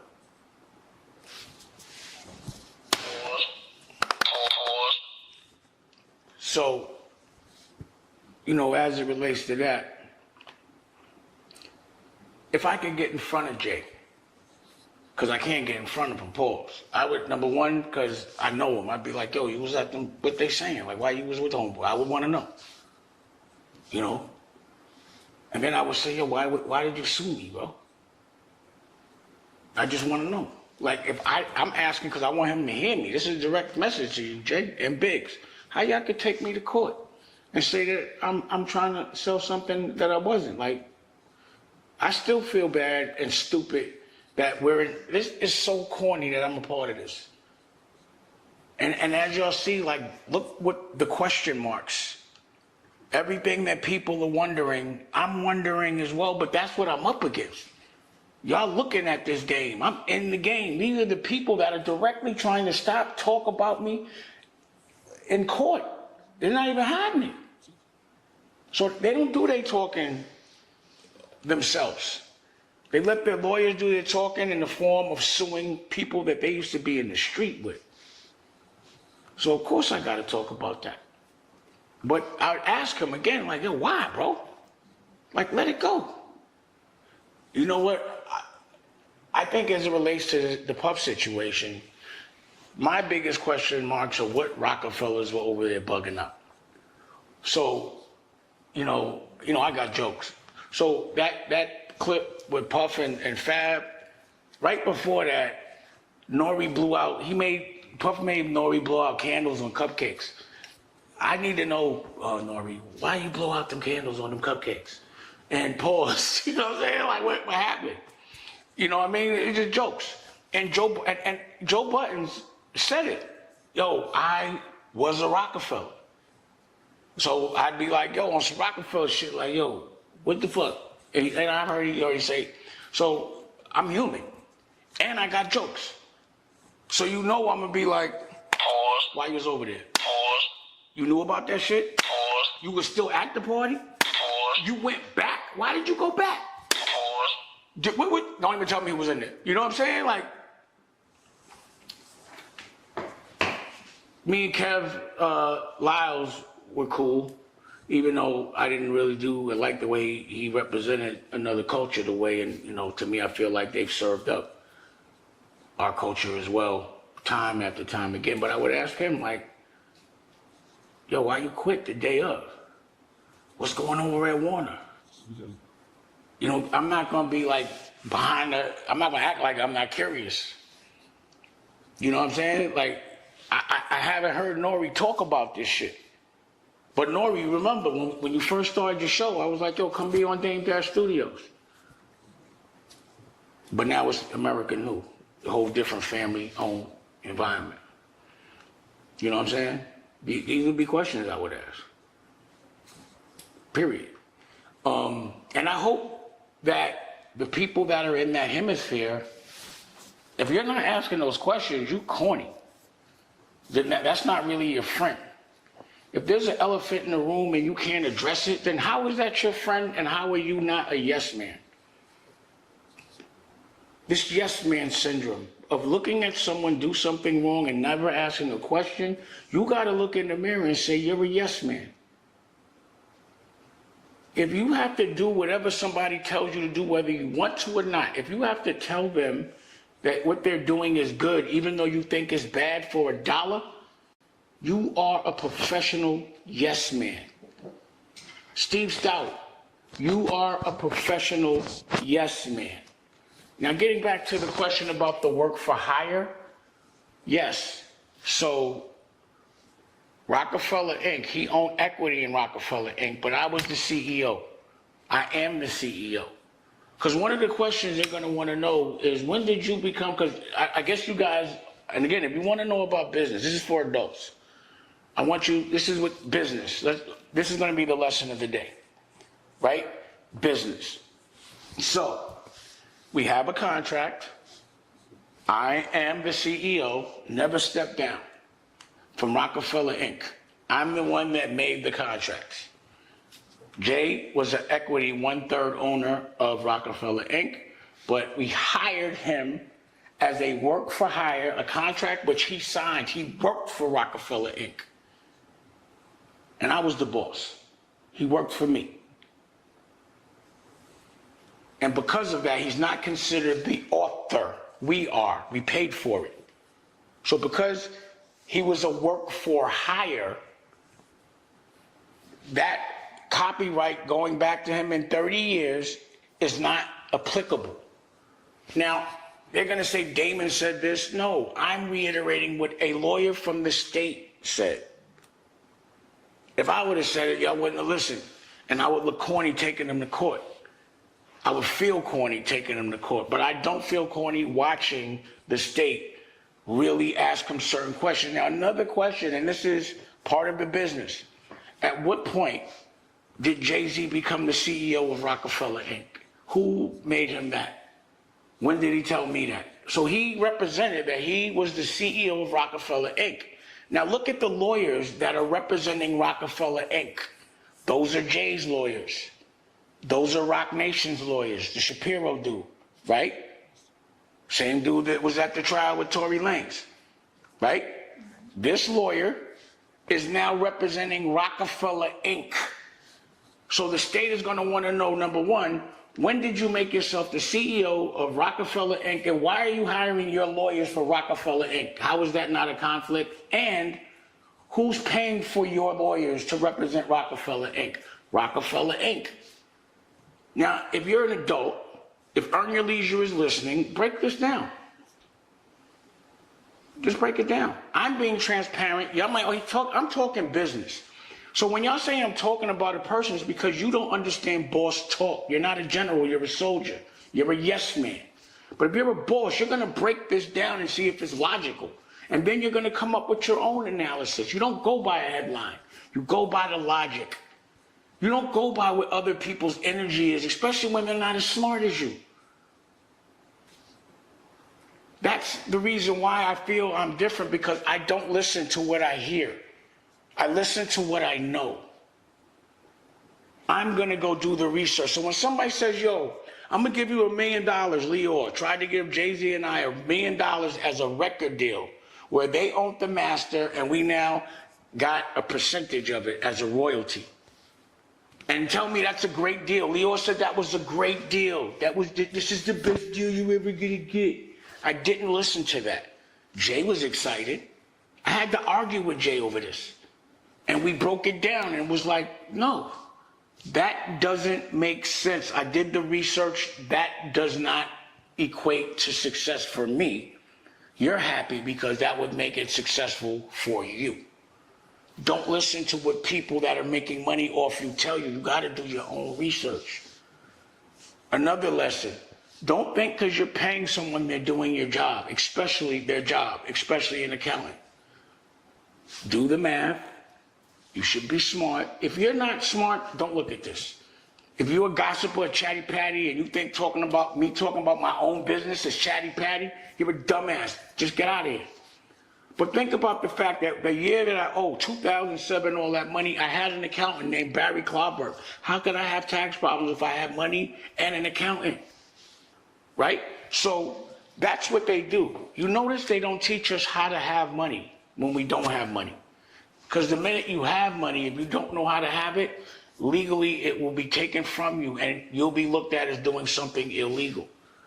So I'm not going to say I was a victim because I'm too arrogant and cocky for that. Pause.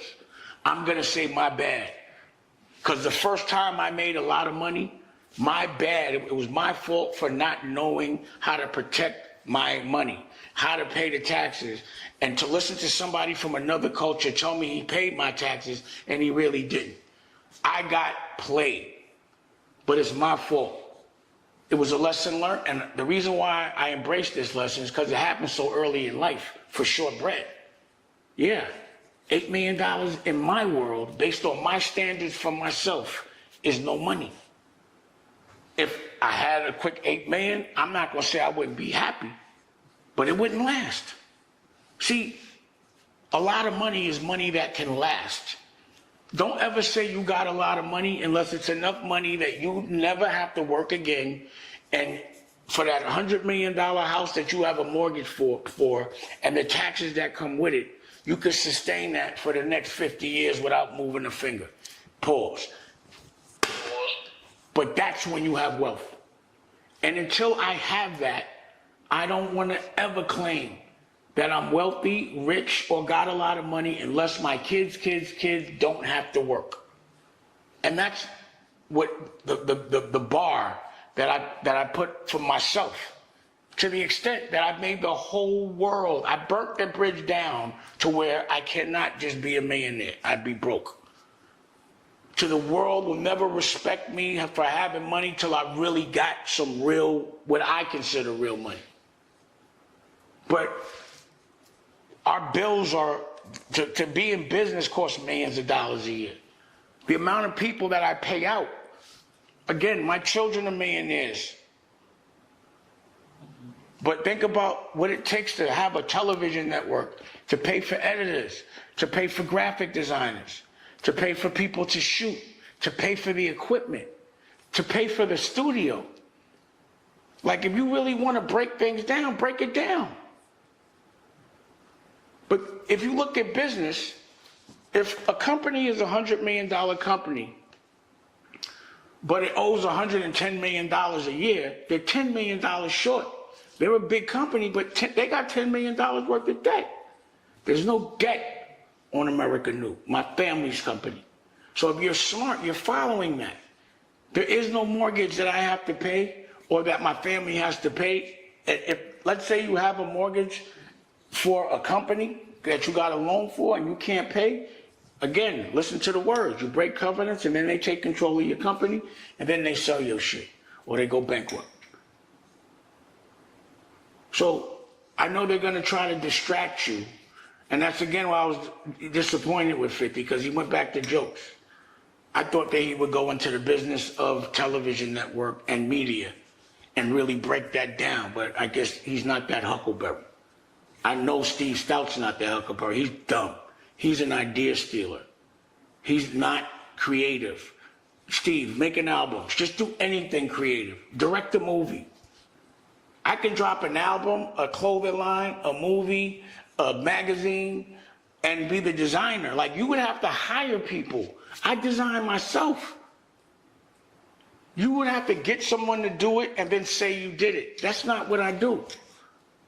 When I say I directed a movie, I don't just, what they said in the lawsuit, and to be clear, I didn't lose for copyright infringement. It was like 40 grand for that. The defamation was where I lost. Defamation, not because of anything else. But what they said was I was a celebrity director, that I was just meant to show up. Everybody knows I make the music in the movie. I make the clothes in the movie. I edit the movie with the editor. I do all of the location scouting. I'm a real director. When I make clothes, I source fabric. I'm there when they make the pattern and the sample. I go and try to source the factories. I do all of that. I'm savvy in those languages. When it comes to a network, I can understand the ad tech. You know, shout out to my man Prophecy and his whole crew. You know, it's a big deal. I can tell you how to put a grid together to make a fast channel. We do though. I speak those languages. So when y'all interview Steve Stout, back to this dumbass, because he's been triggering me saying my name for somebody else like a fucking fat-faced yes man. Ask him, what exactly is the business? How did you raise the money? Whose money are you using? How much of it do you own? Do you have a service debt? Rashad, speak that language. My teeth almost popped out. It could happen. I'm going to New York to, now they were like, yo, we could do the implants with maybe fix it without it being so intrusive. So I'm going to get that done. Also, that was the lesson. But on another note, I'm excited because on Saturday, I don't know if this will be out by then, but as a network, America New is broadcasting pay-per-view, our first boxing event, Shane Mosley fight, and I'm gonna be reffing. And it was funny because Damon, that's the dude that runs Celebrity Boxing. That's my bro, Paul, good dude. You know, he's independent, and I admire that. And I'm like, bro, you can't be having me looking like I'm reffing because I need the bread or some shit. Like, you know, I'm broadcasting on America New. That's why I'm reffing. You know, so I was like, you know, you might not understand branding, but you can't put my name on something on my face unless it says broadcasting on America New. The messaging for me is to bring awareness through me for people to go to America New to pay-per-view. So when I used to be on the stage, and I'm not talking about Homeboy, I'm talking about an experience. Jay wasn't very good on stage, so I used to be on stage with him to make sure the show was right. So I could bring as much awareness to his show, because that's where you make your money. So for me, jumping in that ring is me being on the stage to bring awareness to my network. Me talking now, I'm being transparent. I definitely want y'all to have the information, but my intention is, you know, I don't have the resources. I'm not going to a funny party to get funded. I don't want to be in that circle. And y'all don't want me in that circle. Y'all would never want to see that I was at any of that dumb shit. You know, that would not be good for the culture. So I got to do things myself. So if 50 talk about me, I'm using that to bring awareness to everything I got. If stupid ass Steve Stout talks about me, I'm using that to bring awareness to everything I got. If anytime they say anything about me in the newspaper, just say America New. Why y'all don't bring up America New? Is it intentional? Because you're making it obvious. Rory and Mal, Roy hit me, pause on the DM and was like, bro, no disrespect. Thank you. I appreciate that. Pardon me.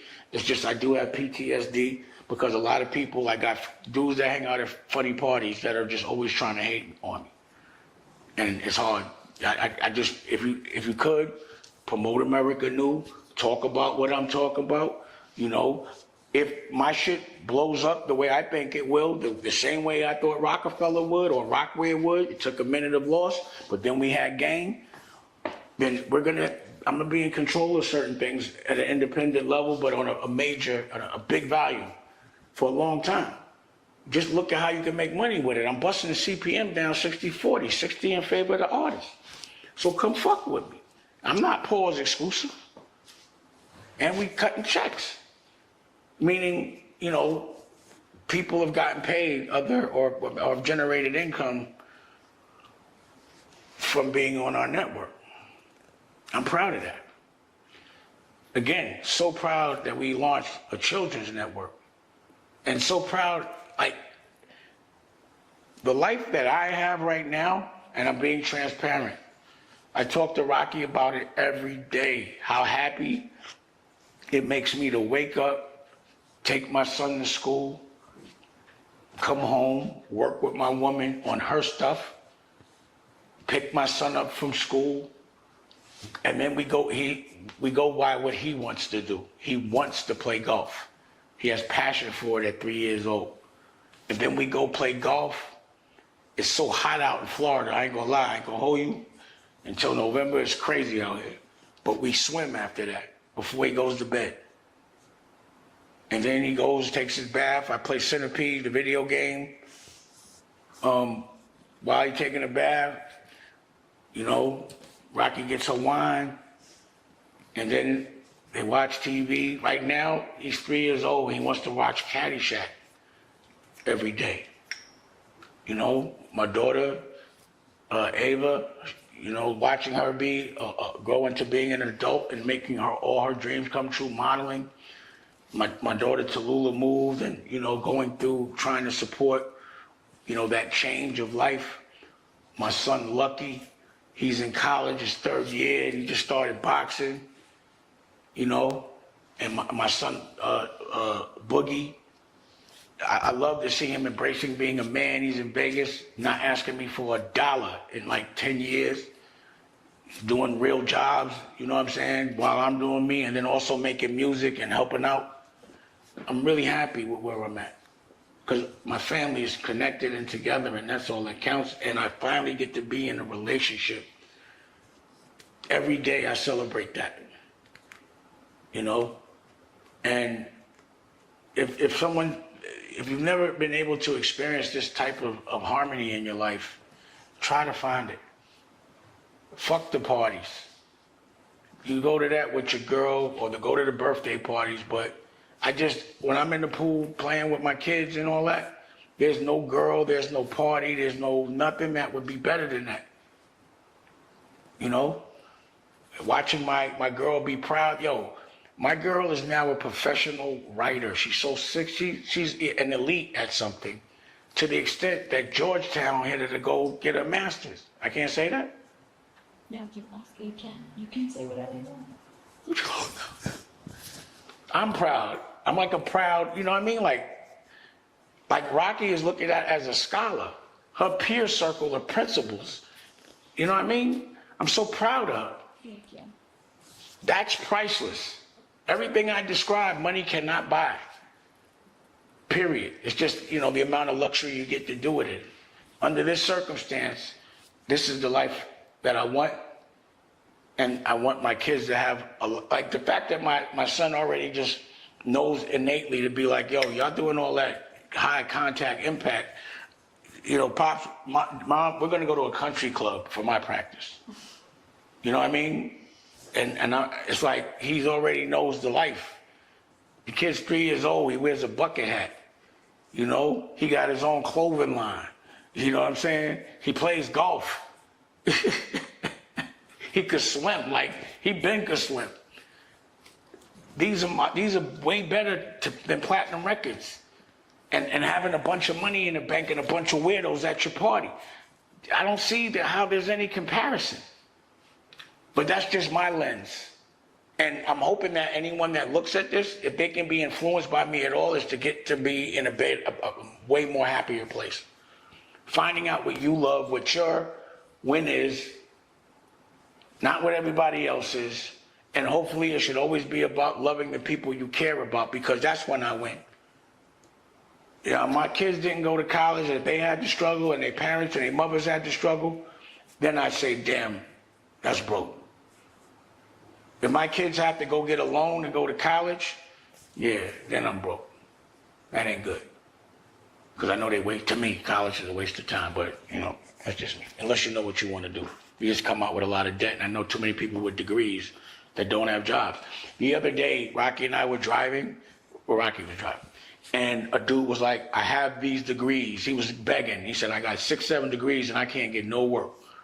Young dude, not even, he was dressed well. I'm like, yo, what the fuck? How is he already begging? But he did go to college. I wanted to video it because it's like, this shit really happens.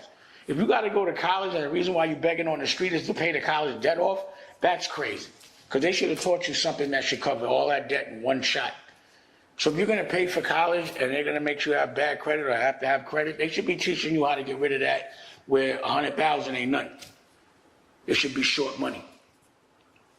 I want to go to the school of $1 million is short money, not the dream. Because that's the reality of the world. So, you know, I appreciate everybody. And I am going to be speaking, like I said, more. And I do believe that y'all will learn more from my losses than my W's. You know what I mean? Because you don't want to make the same mistakes or trust the same kind of people that I did. And I want y'all to be better than me so that y'all could help me get where I got to go. I don't look to make people I don't look to employ people. I look to make people my partners. Pause. You know? Pause. Nothing but a supervisor. It's not yours. Now, these buttons are for sale. And you know where to get them. These glasses are CEO Vision. They're for sale. These socks are for sale. And this is a group, Afroletics. And we also have a collaboration coming out very soon. I'm just trying to figure out how to sell it. You know, I might just do like a home shopping network, but high end, real quick. Low numbers. But, you know, these are just things I'm thinking, you know. And there's a lot of other things for sale, but I just don't have the time right in this very moment to get everything, or I don't know that y'all would have the attention span for it, because a lot of these are dreams that have to realize themselves. But stay tuned for magazines, comic books, more children's books, network, more fast channels, buttons, clothes, you know, and there's another one that we cooking that I'm really proud of. So stay tuned. I'm going to be launching another vertical very soon that I'm going to teach y'all about, because I think it's important. Holla back. Download America New, check it out. If you have children, go to Applefish Kids, check it out. Rocky got her first 1,000 on her own Applefish YouTube channel, and I'm proud of that. America New is at what, like $150? You know, I'm proud of that. And I'm proud that the stuff that we are doing as a family is starting to resonate in pop culture. You just got to keep grinding. And that's what I suggest everyone do. It's going to get tough, pause. but you got to keep grinding. If it doesn't get challenging, then there's no real reward that comes with it. And trying to escape the challenge, yeah, you might get about 20 to 30 years at the highest level, but after that, you know, there might be like jail involved. So you don't want to take shortcuts. You know, you want to grind. So appreciate y'all. Holla, download America New. We passed 80,000 downloads. We're moving faster than I expected, so I got to get on top of my game. And there's a lot more to talk about. And remember, homie was a work for hire. Let's talk about it. If you're in business and you claim to be smart, go under the hood, pause, and talk about this whole thing.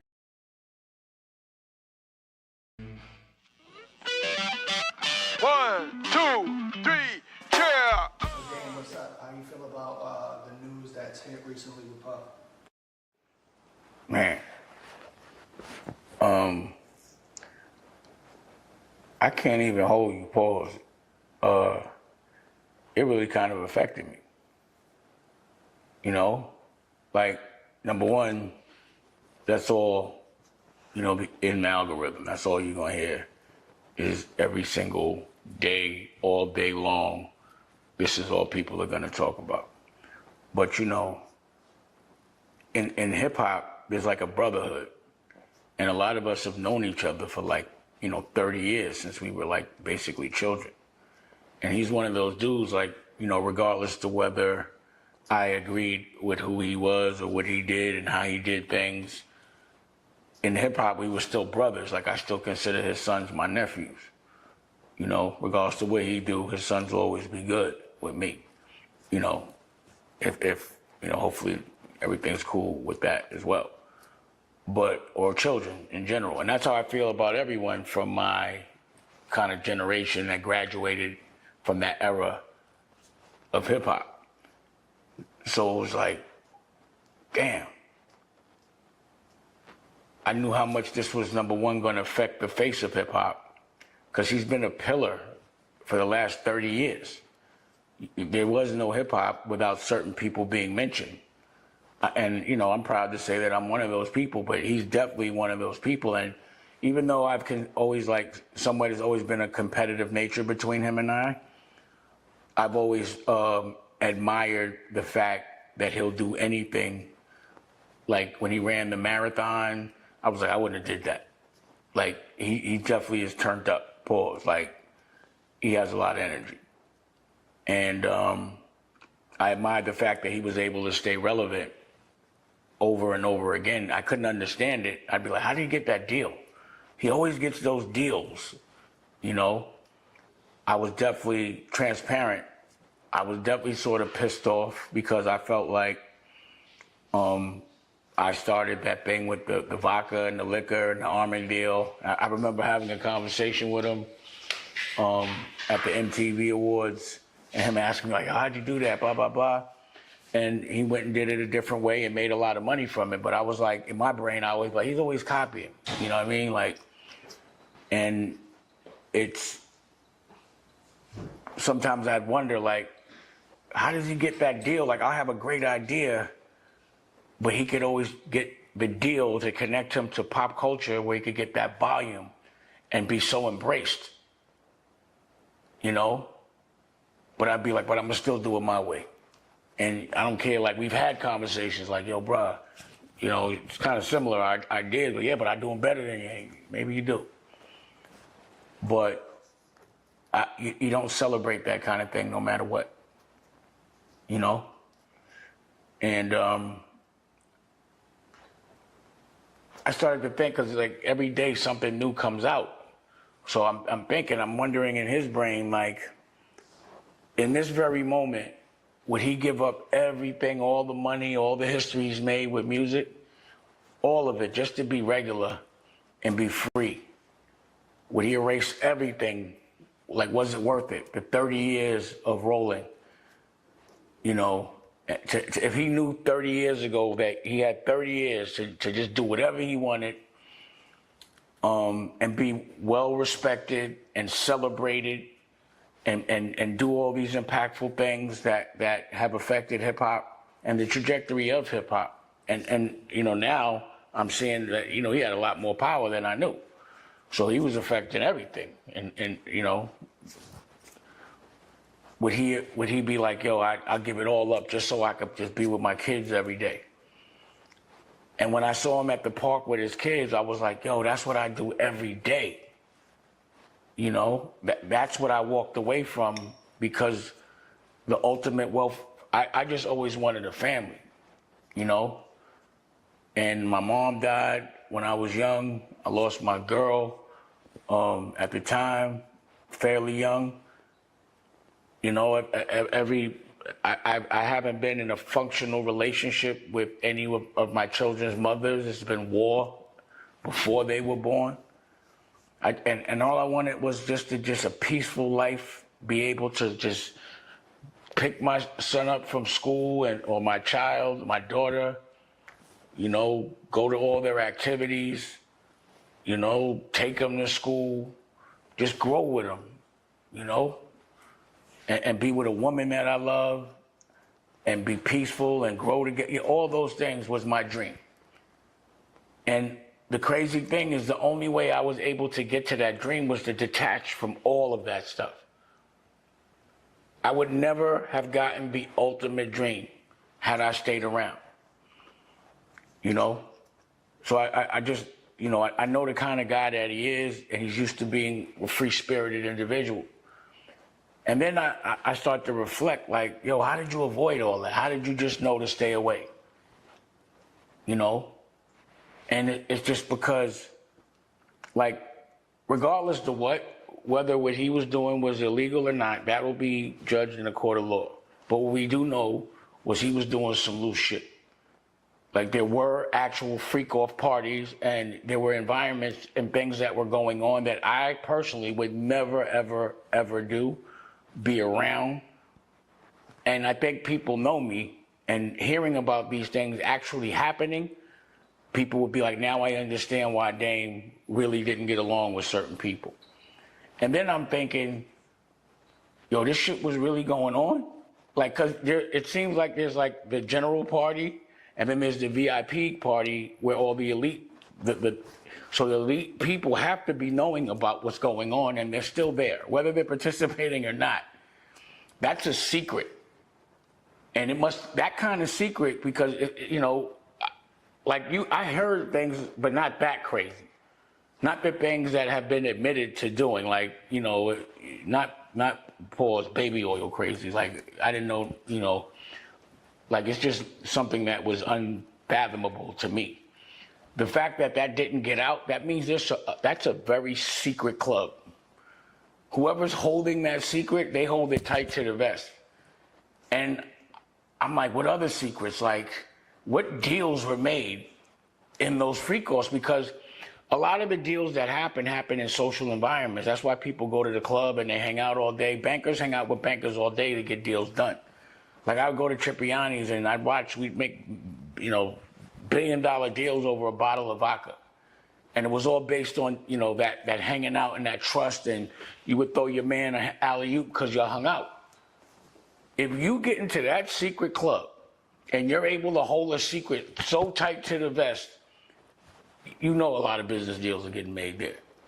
So now I'm like, damn, I might understand why certain people had certain opportunities, certain deals, you know, and if they weren't participating, they were there. And they didn't leave. And they repetitively came back. So I don't think people knew, or maybe they were, or they did know, but I'll give people the benefit of doubt. Like, I don't think they thought it was illegal, but it was loose. And as far as moral compass, morally, that would not be the environment that I would want my kids around. I would want to be around. I wouldn't want to do no business in that environment. Could you imagine me going to one of those parties and walking in that room with I'd be like, y'all know, where's the pause button? I'd be like, pause button. I'd be like, you're in here, y'all bugging. What? I didn't know.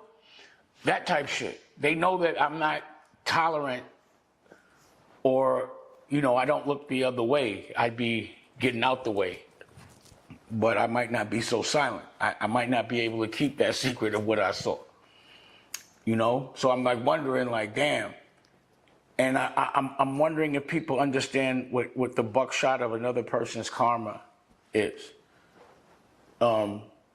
With a shotgun, you shoot it in pellet spray. So you might hit your target, but the pellets are gonna hit whoever's around.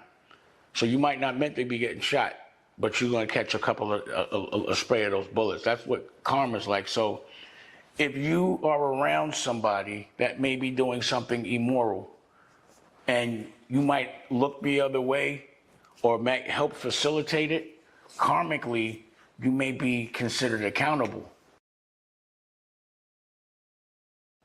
You know, everybody at the top is getting these bigger deals, right?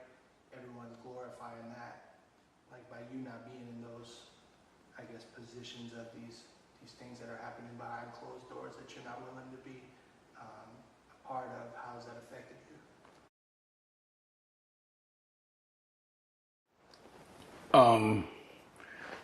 It's made me depend on my family.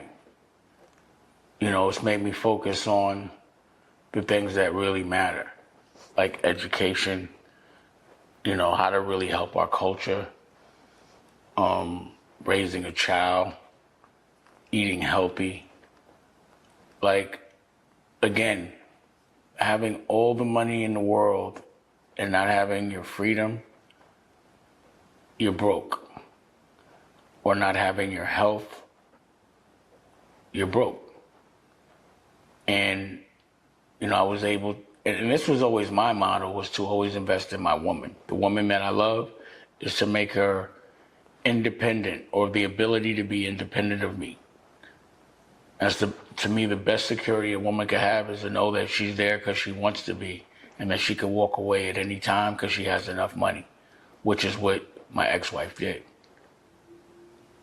But I was able to focus on Raquel, us making a baby, her writing a book, a curriculum. I was able to study with principals. I'm not even gonna say teach, because they taught me, you know? They taught us how to be a better parent. And with that information, we got inspired to make a whole network about it.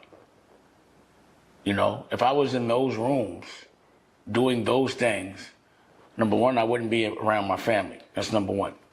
Number two, I would be working on different agendas. The agenda of getting paid a lot of money to present images of us and you know, on all verticals, from music to art to everything, of us hurting each other, our dysfunction, us being dependent on them.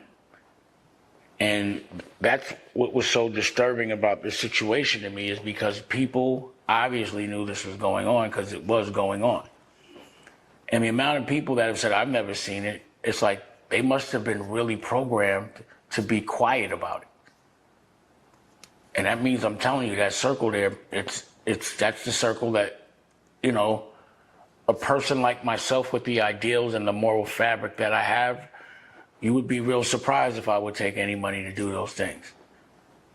Again, how could the person that invented pause be at one of those parties? I'd be walking around with the button being like, yeah, I'm gonna leave one here. They'd be mad at me. They'd be like, get out of here, Dame, blah, blah, blah, blah. You know, it's not even conceivable that I would tolerate any of that. And people know that about me. So for me, it's made me really depend on the people I love, focus on the things that matter, and it's made it to where I could build a future for my family later. So that's why America New was so important, because I needed a platform, because I'm looking at what's going on. So like, I'm just noticing that Steve Stout keeps talking about me in interviews. So that means that there was a conversation, because that's the type of bitch-ass nigga that he is. That he'll have a conversation. He had it 20 years ago, unsaid it on Vlad TV. That there was like we're actually conspiring to get Damon out the business. And I know he must be like, damn, it's 20 years later, and I still have to talk about how I can minimize Damon or make it look like what he's doing or belittle anything that I'm doing. I don't know, does Steve Stout have children? I don't know. And, you know, he's one of those guys that get a lot of deals. And, you know, he's cut from a completely different cloth than me. Like, Puff himself cracked him in the head with a bottle. He sued Puff. And then a couple of years later, they taking pictures like nothing happened. I mean, I guess that's like taking the bigger, it's just, I'm not cut from that cloth. I'm not gonna be all right with somebody cracking me in the head with a bottle. That Keith Murray story where, you know, I got hit in the head with a bottle, that shit happened. Biggs got into a beef with Keith Murray. One day, Biggs called me. He had just got his legend.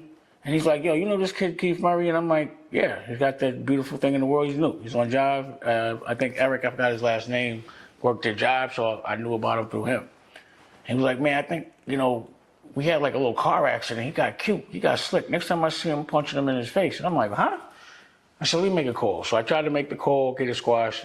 Bottom line, that day, we go to Maria Davis's club, and he's in there. Me, him, and Jay. Clark Kent's in there. A lot of dudes that be with Jay from Brooklyn. And, you know, Biggs got to him and pulled him by his car and started decking him. So, I start fighting. I'm fighting, and all of a sudden I get hit in the head with a bottle. And I'm like, oh shit, I thought I got shot. But when I realized I didn't, I was hot. So they all ran. And I don't know, somebody threw this shit. It wasn't like I got hit in the head. But I ran outside, they was throwing bottles from up the street. And what really made me mad was like Clark and Trevor, and I forgot who else. They were like looking through the window, and they were throwing the bottles, and a bottle hit the door, and it cut them. So now they cut, and I'm tight because nobody had help. It was just me, Biggs, and Jay fighting, and all these dudes were there. But I was really tight about that shit. And yeah, we went, you know, and again, I was in a different frame of mind back then. But, you know, I went back to Brooklyn and was like, yo, y'all niggas supposed to be tough. Y'all left me, blah, blah, blah.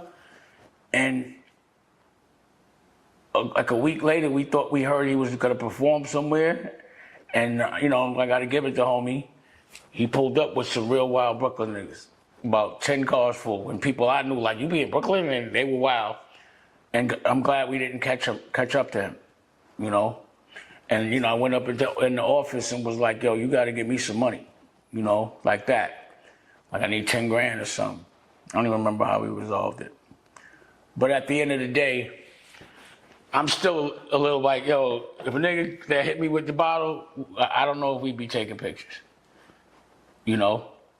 I definitely wouldn't sue that person. That wasn't what my mind frame was on. And also, the way I met him again is he had lipstick on. They put a wig on him. He was tolerant of it. He was all right with it. He still was working with these people after they humiliated him. So my point is, he doesn't mind being humiliated. He doesn't mind people abusing him, and he'll still be at a table smiling just for the picture. And in that table, the same people that are abusing him, I'm sure, are sending him saying, yo, you got to go say this, that, and the third. My point is, he's making it obvious that there's an agenda to downplay or minimize or compromise or have a different perception for anything that I'm doing. But he's just so, oh, the grail is to be next to Jay. That's your grail, to be next to Jay. That's not my Jay. That wasn't what, to be next to another man will never dictate how great I am. You know? So if there's an agenda for you to talk about me like there was the last 20 years, you're making it obvious. It lets me know you're scared. You pussy. And not about physical war or violence. We already know how that went. I smacked the shit out of you. I'm talking about, again, company for company. Who's doing the most for the culture? So, Steve, you supposed to be this dude? I dare you to drop a television network. And I dare you to drop an album. Let's go, because 50 didn't want that smoke.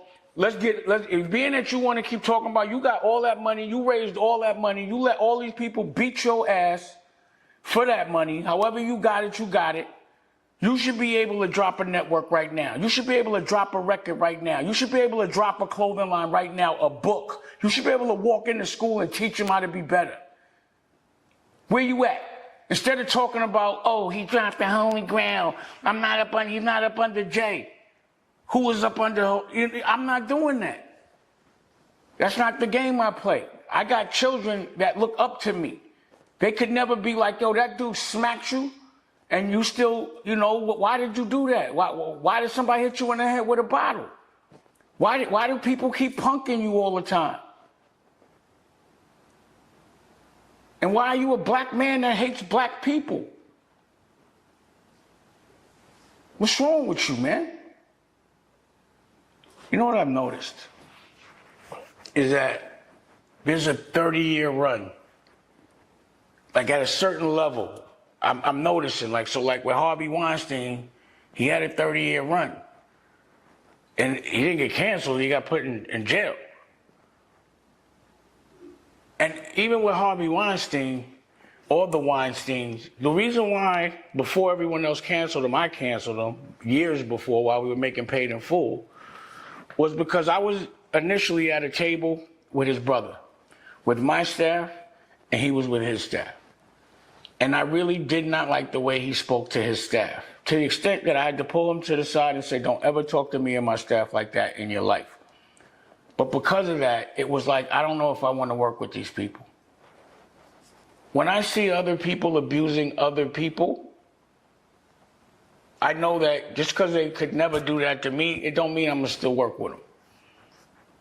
So if you see abuse, but because it's not happening to you and you can still make money with that person, karmically you may be accountable.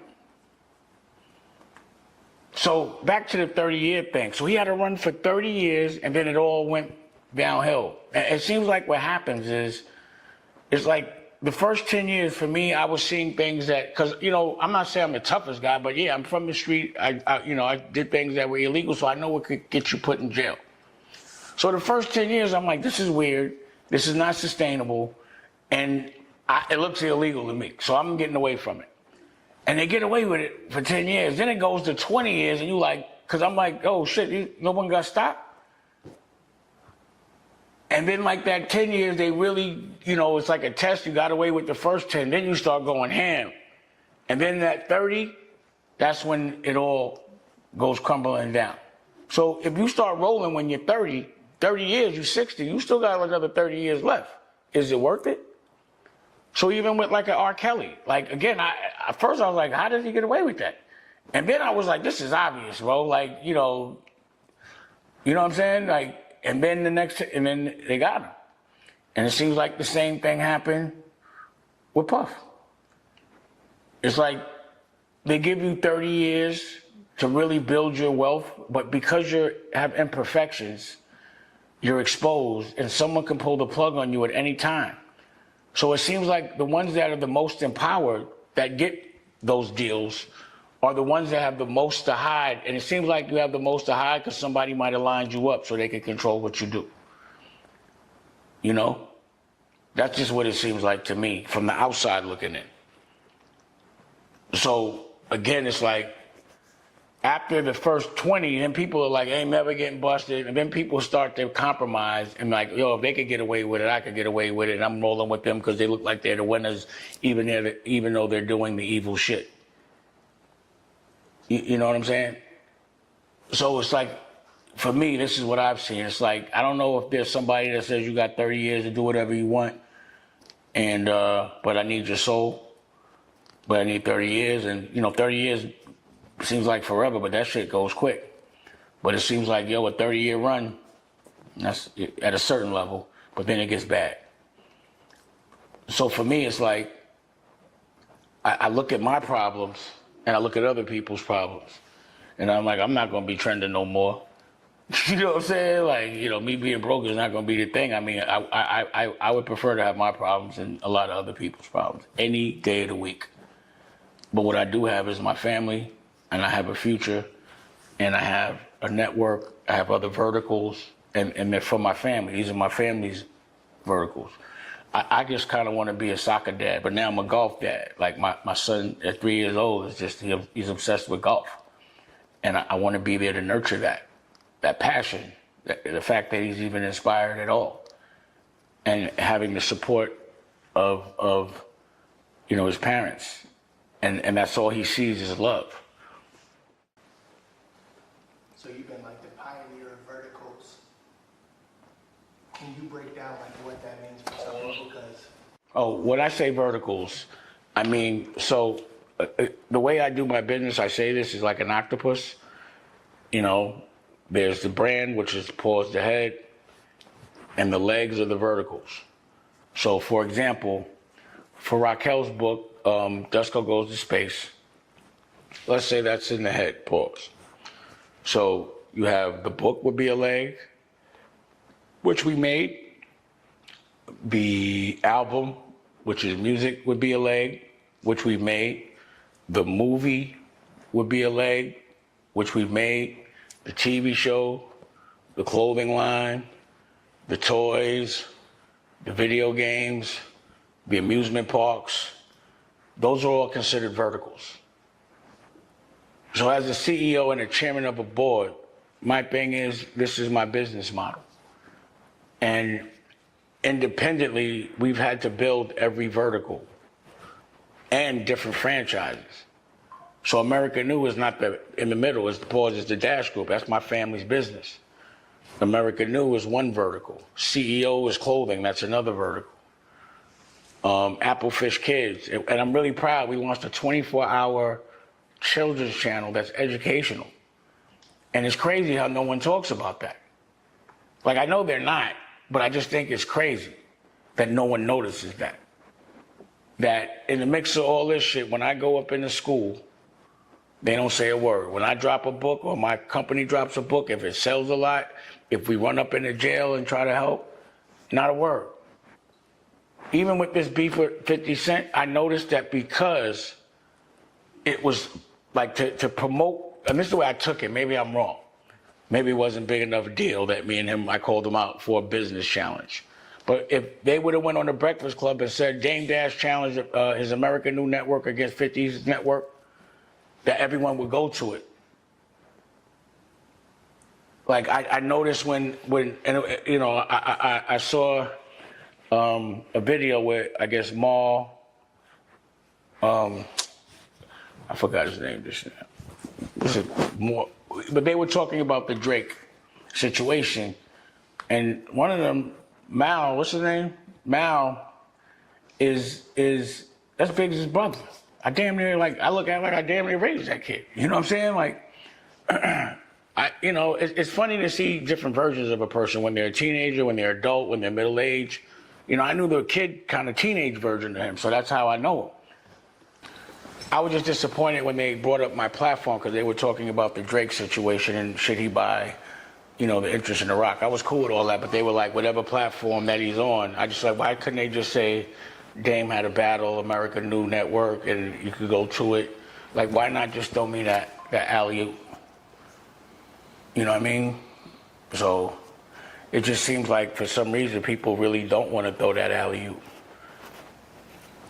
from our culture, but I don't think they understand that this is a win for all of us.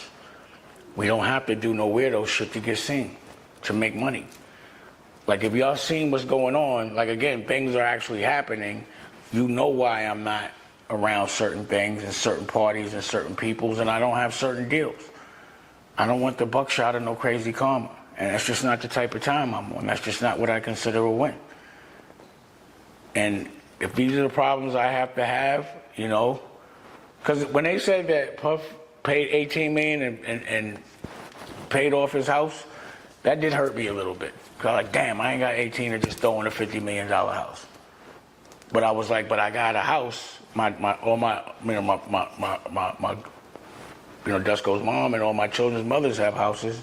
I'm able to be a parent. I'm able to live in them, and I'm able to have a certain life. And I didn't have to deal with all of that. Like, I'd rather have these problems any day. So, only money fixes my problems. One hit anything fixes any problem. Because, you know, and I don't know where anyone can make it illegal for me not to be able to make money. As much money as, you know, people want me to have. So overall, this whole situation has made me really appreciate my life, stand 10 toes down on what I believe in. It could be an I told you so moment, but I don't think that that's what the world needs. And I also see that it's hurt hip hop, you know, and we need therapy. So I was talking to Raquel, and you know, we did this show, a docuseries called The Love for a Living. And I'm thinking about maybe we should just drop it so people can see the love part, you know, the part that, there was like choices. There's one part of hip hop that chose money, and there's one part of hip hop that chose being hip hop, to be pure and to be thorough and to fight for love. And I want to showcase that side of hip hop, because the side that's being showcased to the public right now is just very superficial. So there's a picture that's circling around. Obviously, people are, you know, Dane kicked you off and stuff like that. It's you and Aaliyah. Can you talk about that picture? So, you know, I've known Puff for 30 years. And I haven't been to any one of his parties, especially on the LA side, you know, not even in probably 20 years. So that was the 4th of July, and that's when he was with Jennifer Lopez. And there was he had a barbecue. And I remember, you know, we were all staying in one house, me, Aaliyah, Jay, a couple of friends, had a chef, had a ball. So, you know, it was a pretty hot crew. And that was the thing, was to be hot, pause, back then. Like, we were hot. So the party didn't start till we got there no matter what, because it would be me walking in, Aaliyah walking in, Jay walking in, Natani walking in. Like, just and, you know, we in our 20s, you remember this. So, yeah, he had his party, and it was definitely, you know, the party was cool. And that night, no one knew who Aaliyah was with.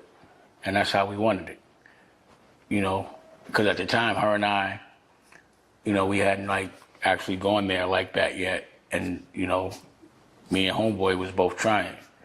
So no one knew who was messing with who. And, you know, that night we left early. I left with Aaliyah. And that's the night that the magic happened with Aaliyah and I. So that was a magical night for me. But in hindsight, you know, that night changed the trajectory of a lot of things that went on.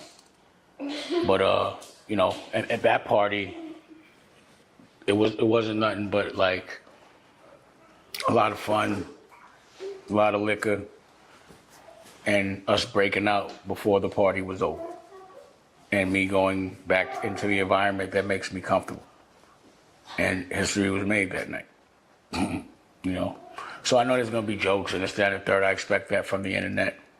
But I'm personally telling you, that night was no funny business. You see everybody had their clothes on, women and men in that joint.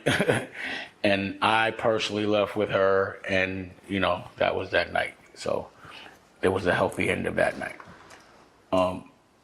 But you know, it is what it is. What do you think is the biggest misconception people still have about you?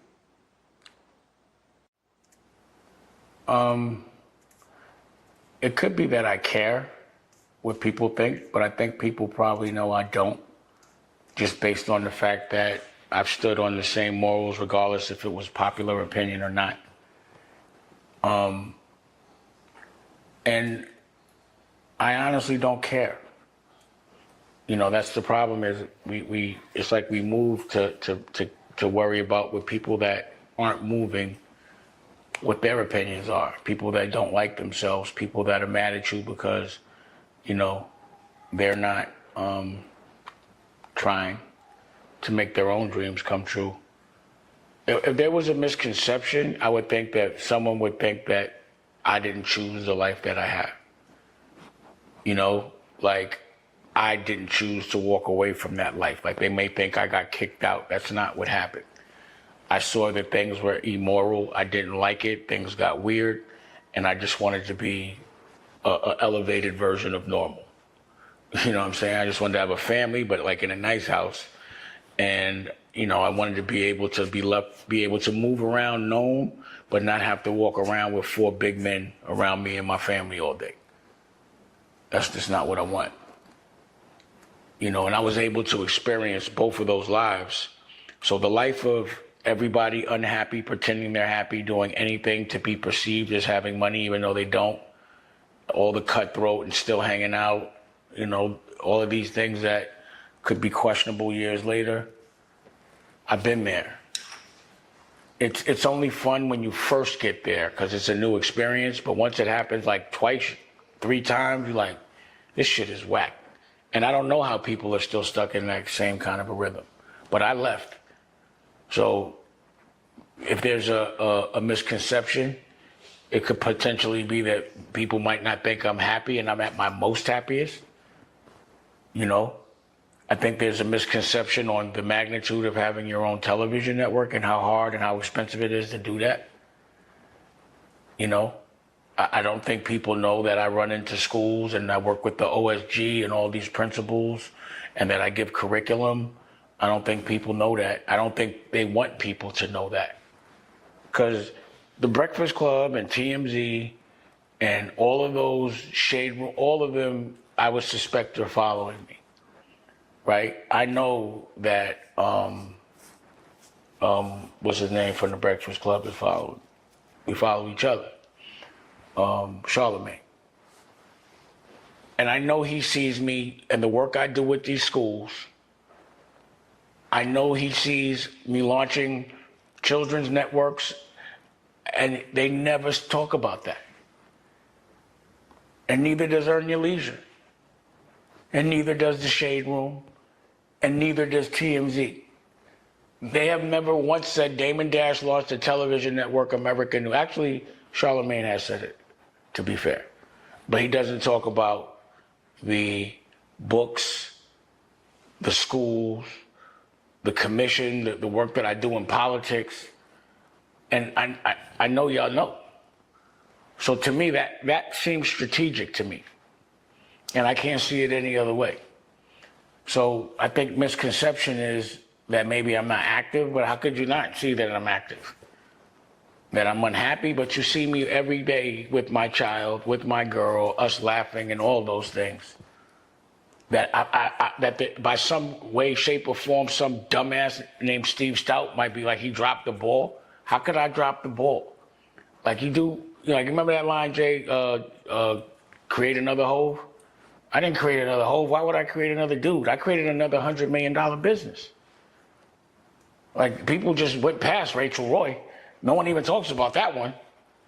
That was immediate. That's what, at the height of them saying I had no money, I had a $100 million company. That had nothing to do with music.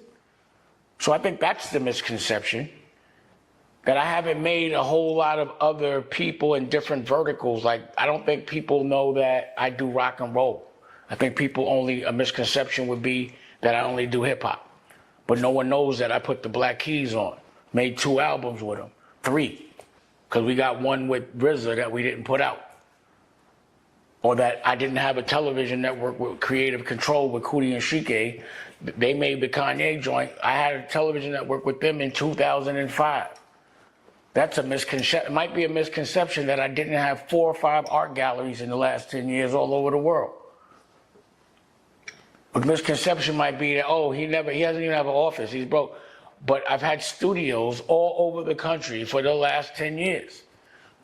Art galleries in Tribeca and all that. Yeah, that's what my broke looks like.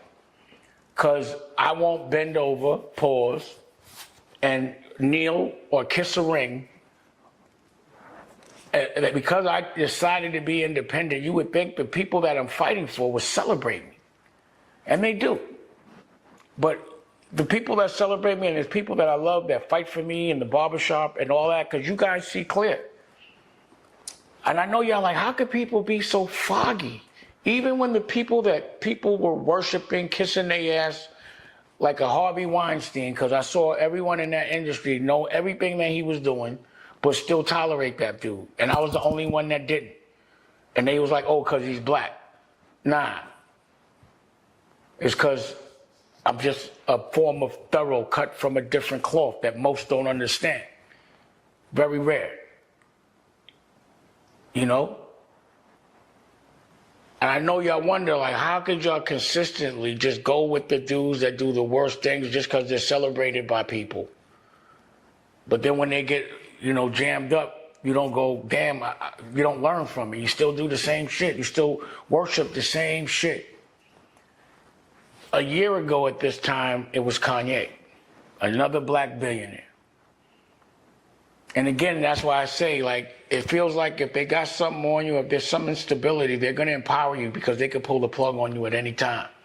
But if you thorough and you stand on your dean and you get there honest and you get there without having to be scared of anything you've done, then they can't control what you do. They can't put you out of business.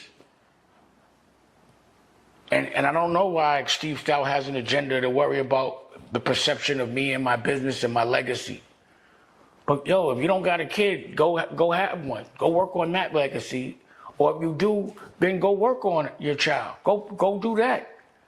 Teach these kids how to be a father. So what I'm trying to do is, like, for all rock stars and all people that rap and independent cool adults, you want your children to be looking at cool stuff too.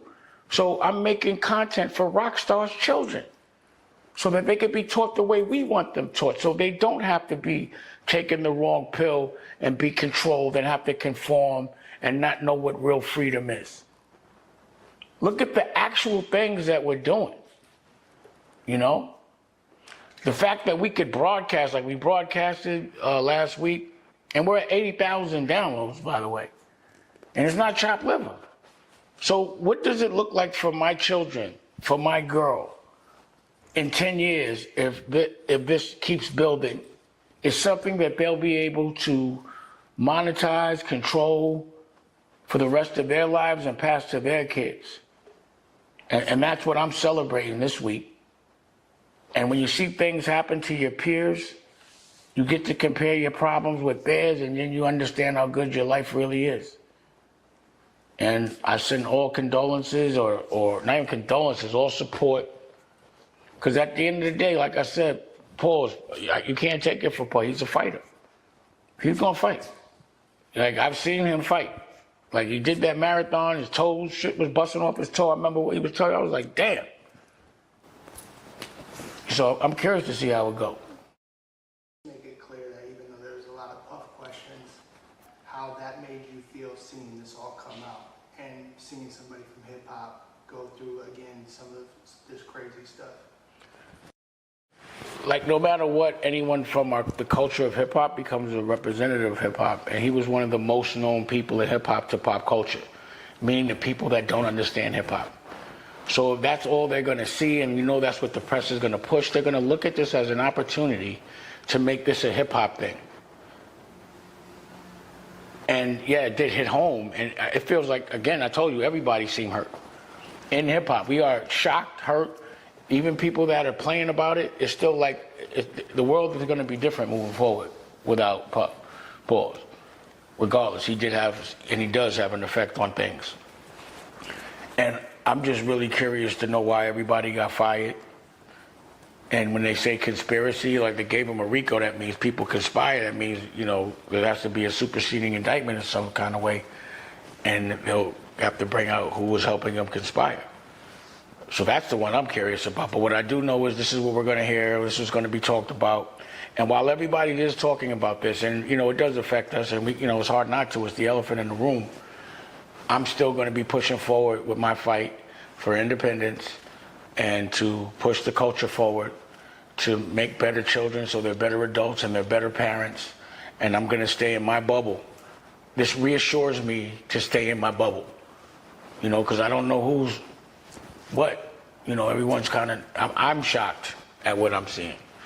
Whether it's legal or not, the stuff that is coming out is stuff that I know I would never want to be around. So that's how I feel about that. And what are you fighting for so much with the network? Like, how important is it for people to go and just hit download to see the network? Well, for American, I made it easy. I made it free. It takes 1 second. And it's a platform for me where I can be creative. have my opinion, monetize it without a third party, and make sure that the rest of the world is able to see my creativity if they want to. It's their choice. And this is the same platform that I'm providing for other people that respect the art. You know, like that's why I'm bugging, because I'm like, they don't see that. If we get together, if we all just come together and put our content, now we have our own YouTube, we have our own Tubi, we have our own Netflix. And I'm the person, I'm the warden, no weirdo shit. No dark shit, no hating, no petty. You know what you get. I might yell, you know, I might snap, and, you know, I'm gonna spend all my money. You already know that's what I'm gonna do on my creative ideas, or any money that I have. These are my faults. You know, I'm sorry that I have PTSD, that people that are, to me, morally imbalanced, they trigger me. And that's why there's a misconception that I'm difficult. I'm difficult when you want me to come to a party that is not right for me. That's when I'm difficult. I'm difficult when you're trying to trick people that don't deserve to be tricked. I'm difficult when you're trying to have me help you hurt other people. I'm not helping that. You know? I'm difficult when people want to rob me. I'm definitely difficult when it comes to that. You know, I'm difficult when people try to keep me from my children. People sometimes get offended. It's like I could talk one way, and it's nice, it's funny. But when I want people to understand what I'm saying, I talk in a tone that I know that they're going to listen to, and they know I'm serious. And sometimes they take that as offense. They get real defensive about it. And it's like, it doesn't mean you did something wrong. It means I don't want you to do something wrong. Because if I say something a certain way, people just tend algorithmically, if that's even a word, just not to listen. You know, the average person has to be told something 8 times for them to really register it. But if you yell sometimes, or you say things in a different tone, or you just kind of shake the room up, it makes people move quicker. You know? Certain things is like, at some points I'll say it nice. But in this moment, I'm like, yo, as hip hop goes, me, everybody, this was a blow. It really was, pause. I don't care what anybody say, but we gotta pause, pull your skirt up, get back to work, and fight for what hip hop really represents. And it can't be in control of people that just want to exploit it. When I see a Julie Greenwald, I'm wondering how she got her job in the first place. Now she doesn't have it. Kev Lyles. Like, to me, I always say that Sherry should have been where Julie Greenwald was. You know? But the nepotism, Todd Moskowitz, these were Leor Cohen's like lawyers for Def Jam. How do they control music? Because they could structure a deal, or they know how to structure a deal where an artist gets robbed and they're all right with doing it. You know what I mean? The nepotism in the music business is insane. You know? People are able to actually pass their jobs down to their children. Not the black ones, though. You know what I mean? Like, it's generational CEOism going on here for the same companies. And that's wild. But if you put your destiny and your creativity into the hands of people that you know aren't creative, then you get what kind of you deserve. And the thing about it is, and I'm so happy, I'm watching all of these these majors sort of crumble, because there's so many independents now. But you're not gonna give me no credit for that one. You know, and I don't need it. I'm just glad I was here to see it. The way the younger generation is able to make money off of things that an older generation just doesn't understand, is because you can get stubborn in your ways. Like, if you were making money one way in another century, it's not going to work for you in the next century. The way we made money 10 years ago is not the way you're going to make money 10 years later. Things evolve. And, you know, like, for me, I'm not so sophisticated with a computer. I just didn't grow up with it. But these young kids are growing up with these new innovations with clear minds. It's the first thing they're learning. And the way AI is going, it's so rapid how quickly it's advancing. And if you don't know how to use AI, and other people are your competition, they're going to get there quicker than you. And they're going to get there with less money, and they're going to have more margin, and they're going to make more money, and then you're going to wonder why these younger kids got more money than you. You got to watch the young kids and see exactly what they're using, and you can't think because it says social that it's not business.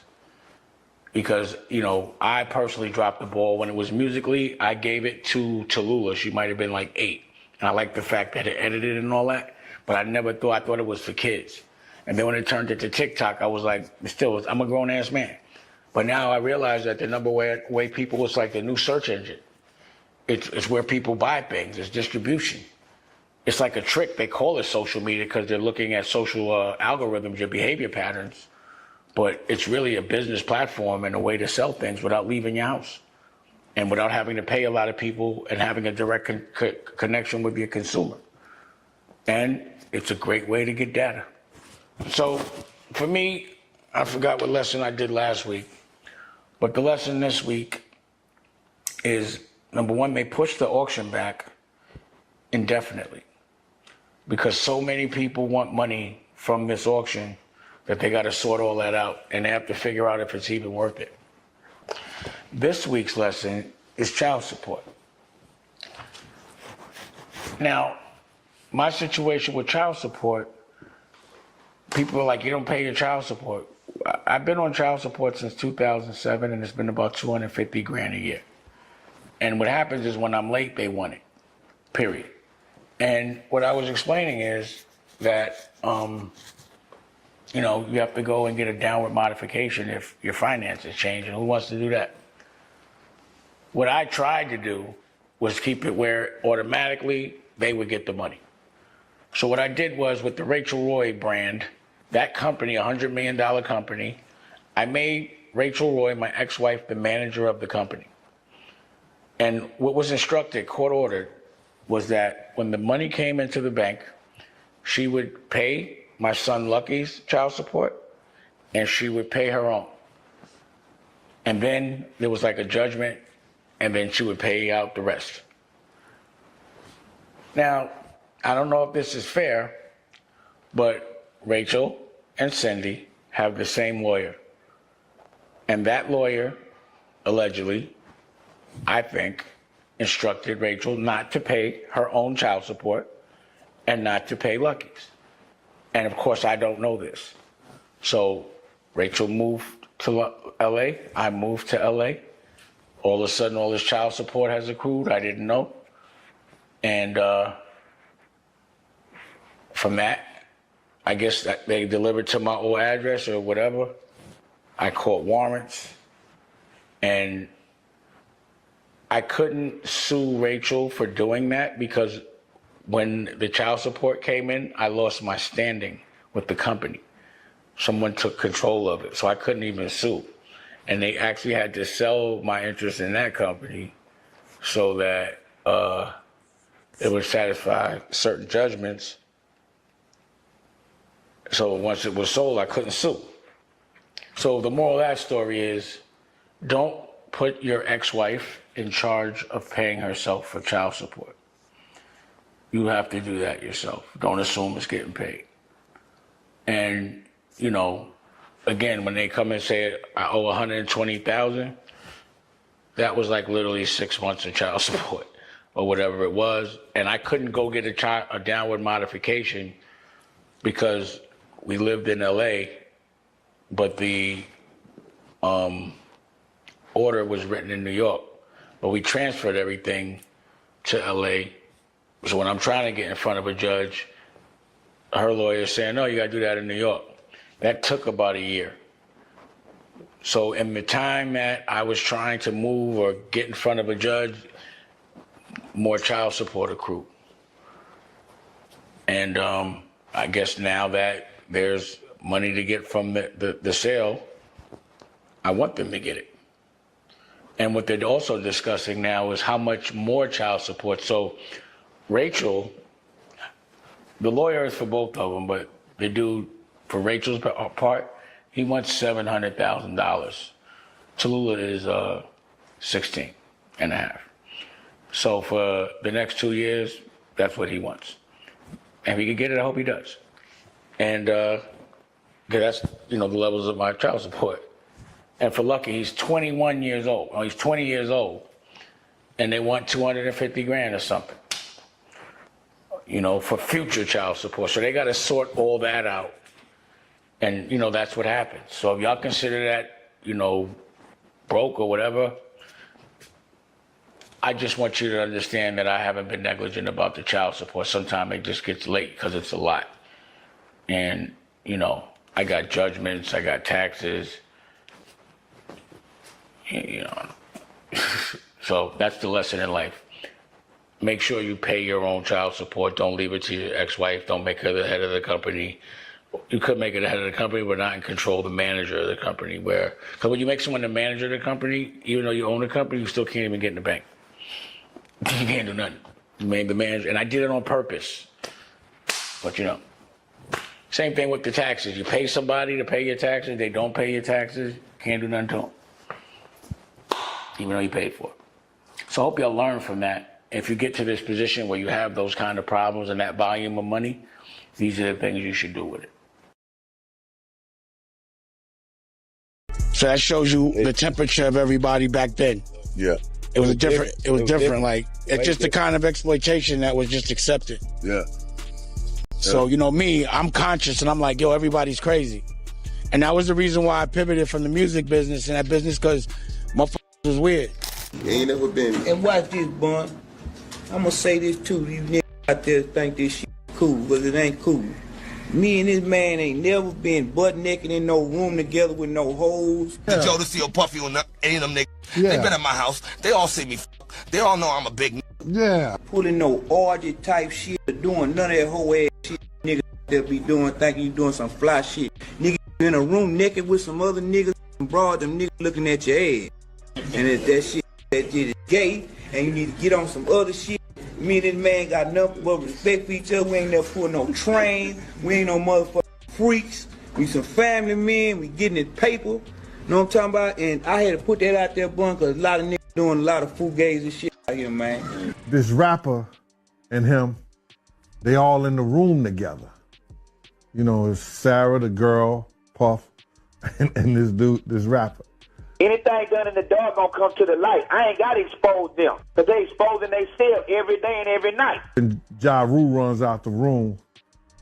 Puff got his towel, Ja grabbing his towel, but they butt the naked. When Ja said, you don't wanna come up in there, a lot of freaky stuff is going on. You gotta use your mind. What they was doing with those butt plugs.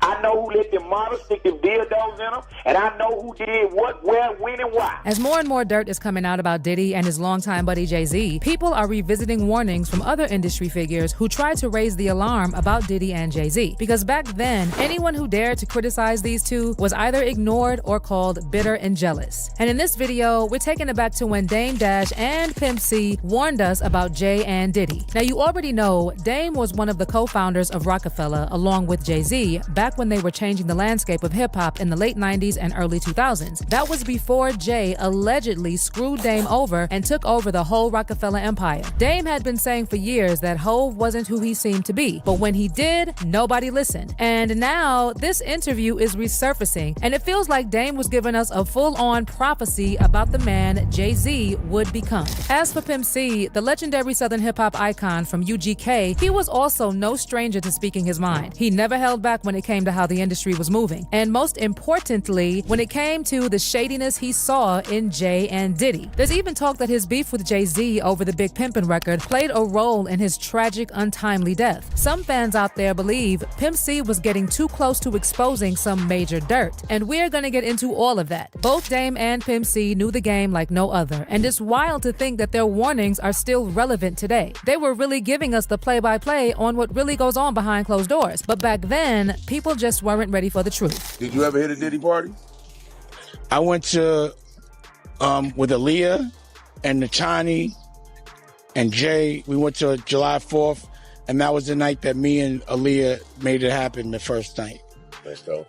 Yeah. So, and Jennifer Lopez was there, and I left early I left early. And took all took every female that was with me back with me. Like, So let's first talk about Dame and what led to his falling out with Jay. Now, I'm not going to get into their feud over Roc-A-Fella Publishing and all that because I'm sure you're already familiar with that part. What I want to get into are the growing rumors about Jay-Z's alleged involvement in the death of Dame's ex, Aaliyah. Dame and a few folks close to Aaliyah are finally speaking up about all the shady things surrounding her tragic death. And let me tell you, the details are raising a lot of eyebrows. Fans have been side-eyeing the whole situation for years, and now they're really pushing for the case to be reopened. a lot of things I've been saying and exposing years ago, no one said until just now. So if you remember, I was beefing with Harvey Weinstein. I'm beefing with Leo. I'm beefing with Steve Stout.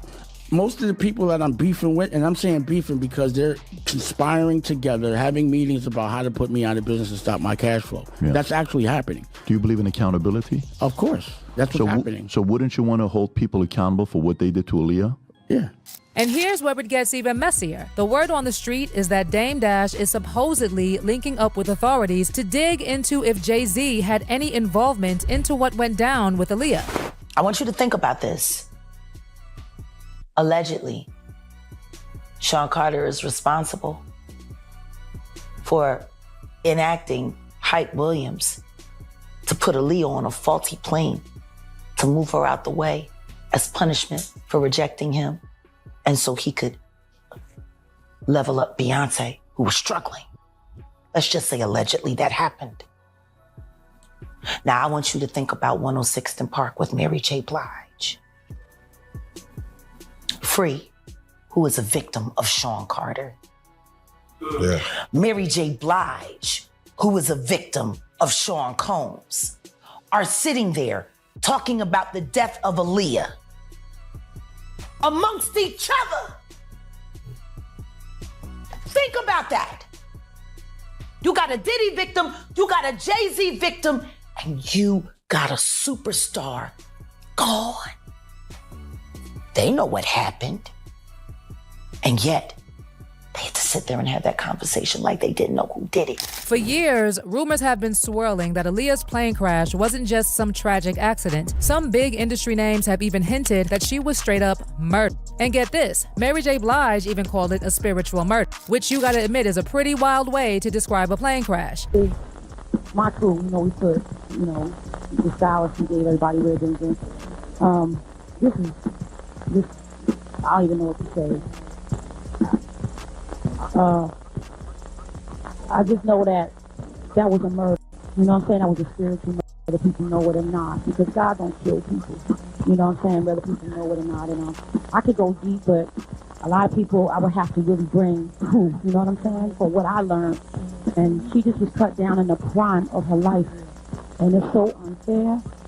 And it wasn't time. You know what I'm saying? It wasn't, I believe it wasn't her time to go because from what I know, it ain't supposed to go down like that. And just simple obedience, like, your gut always warns you. That's that your gut never lies to you. And something like luggage and clothes and jewelry and all this madness that we worship is called false idols. We need to really look at the bigger picture right now and look at how Honey could be here right now. And you know who Mary J was close to? That's right, Diddy. In fact, Jaguar Wright claimed that Jay and Diddy orchestrated Aaliyah's demise and that Mary allegedly helped them. Now I want you to think about 106th and Park with Mary J. Blige. Free, who is a victim of Sean Carter. Yeah. Mary J. Blige, who is a victim of Sean Combs, are sitting there talking about the death of Aaliyah amongst each other. Think about that. You got a Diddy victim, you got a Jay-Z victim, and you got a superstar gone. By the way, there are also these photos that recently resurfaced of Aaliyah and Jay-Z and Dame at one of Diddy's infamous parties. And then when you add to the mix the whole story about Jay and R. Kelly, the whole story gets even more sinister. Fans aren't buying it. Most people are saying Jay not only knew the deal, but he was probably involved in the same mess, or maybe even doing worse. Which brings us to Pimp C, because word on the street is that Pimp C's beef with Jay-Z might have had something to do with his untimely death. Yeah, I know it sounds wild, but let's break it down. First, First, let's give some respect to the legend himself, Chad Lamont Butler, aka Pimp C. If you're a true hip-hop head, you already know Pimp C was one of the coldest to ever do it. He's best known as one half of UGK, Underground Kings, alongside Bun B. And UGK had the South on lock with their unique sound that mixed gritty lyrics with smooth, funky beats. Pimp C wasn't just a rapper. He was a producer, a visionary, and someone who always stayed true to his Southern roots. But let's talk about the drama that went down between Pimp C and Jay-Z, which might have played a role in the bigger picture. UGK famously teamed up with Jay-Z on the 2000 hit single Big Pimpin'. If you were outside back then, you know that song was everywhere. Produced by Timbaland, it peaked at number 18 on the Billboard Hot 100 and went platinum, becoming one of the defining songs of that era. It was a crossover hit that helped put both UGK and Jay-Z on even bigger stages. But the collaboration wasn't as smooth as the final product made it seem. Behind the scenes, Pimp C and Jay-Z reportedly had some serious tension. See, Pimp C wasn't just about hopping on any track for the sake of clout. He had his principles, and according to multiple sources, he wasn't feeling Jay-Z's vibe at first, especially because of Jay-Z's past issues with Tupac. You already know how deep the loyalty ran for Pac, especially in the South and the West. So when Jay-Z and Pac had their friction, Pimp C wasn't about to ignore that. According to Greg Taylor, who used to manage UGK, there was a lot of back and forth behind the scenes. Roc-A-Fella co-founder Dame Dash was all about making the collaboration happen, and he reportedly agreed to cut UGK a $1 million check to get them on the track. Now you'd think that kind of money would seal the deal, right? But here's where it gets interesting. Pimp C wasn't moved by the bag. Taylor says that when he took the offer to Pimp C, the rapper suggested something that left everyone shooketh. He said instead of taking that $1 million check, they should give the money to Tupac's mom, Afeni Shakur. And so I called him instantly because I knew y'all niggas at the house. Right. And I was like, yo, I'm excited. I got $1 million. This is it. Roc-A-Fella is the shit. Hey, that's the shit. I called Pimp and these niggas fighting. So I calmed them down. And then once Pimp locked in, he was like, wait a minute, Roc-A-Fella. Ain't that where Jay-Z at? I was like, yeah. And I didn't get the connection. I was like, he was like, tell him to take that check over to Tupac mama and give it to him for stealing all Tupac's. And I'm like, what? I put him on that Pac life, boy. he went, once I let him hear that Tupac, he went on his mission for me. So Pimp was on the phone, probably thinking it was just him and his people talking. But little did he know, Jay-Z was actually on the line listening in. And he heard everything, including Pimp C throwing some serious shade his way. And you saying that Jay heard him say that, yo? Yeah, Jay heard him. He heard him. Because I had to jump up and apologize for this nigga to clean that shit up quick. Because I was like, I didn't realize he was in the room. So when I seen Hov there, I was like, oh. And so I told him he had to come down and go see them and go talk to mama and go to lunch with, go to dinner with them and sit down and do it the right way. Because that's just how Pimp did it. If you didn't sit down and eat dinner with him and his mama, he ain't gonna break bread with you. That was just the game. Like, that's how he was raised. He had studied music. It was different, man. He knew music from the Conservatory of Music of Art. He had studied from an orchestra standpoint. His mom had invested in his career.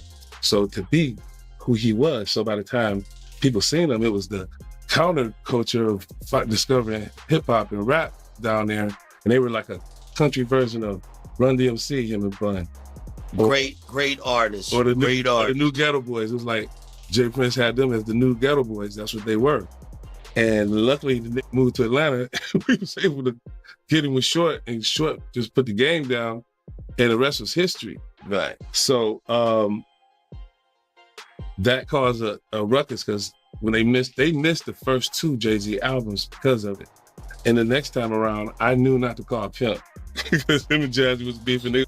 Pimp C did eventually agree to jump on Big Pimpin'. But let's be real, he and Jay were never cool like that. The tension was real. According to Bun B, it actually took some serious reverse psychology just to get Pimp to even consider doing the track with Jay. Like, they had to finesse him into it. And get this, despite the song becoming a massive hit and taking over the charts, Pimp C was never really feeling it like that. He didn't hype it up the way everyone else did. And to him, it was just another track, not something to write home about. I got paid to be on Big Pimpin'.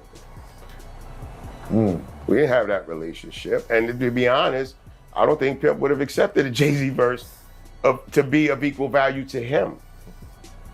So let's just break this bread and be done with it. Right. And to be honest, Pimp and Jay didn't really have a relationship in that sense. There was a lot of mutual respect, but Hov and I were always closer. Right. You know what I'm saying? I ended up getting a feature. You know what I'm saying? Yeah. But no, it was really just about, like, we worked very hard to get where we are. We're successful now for being purely who we have always said we were, Riding Dirty. Most critically acclaimed album we ever released, gold album, not one music video. You know what I'm saying?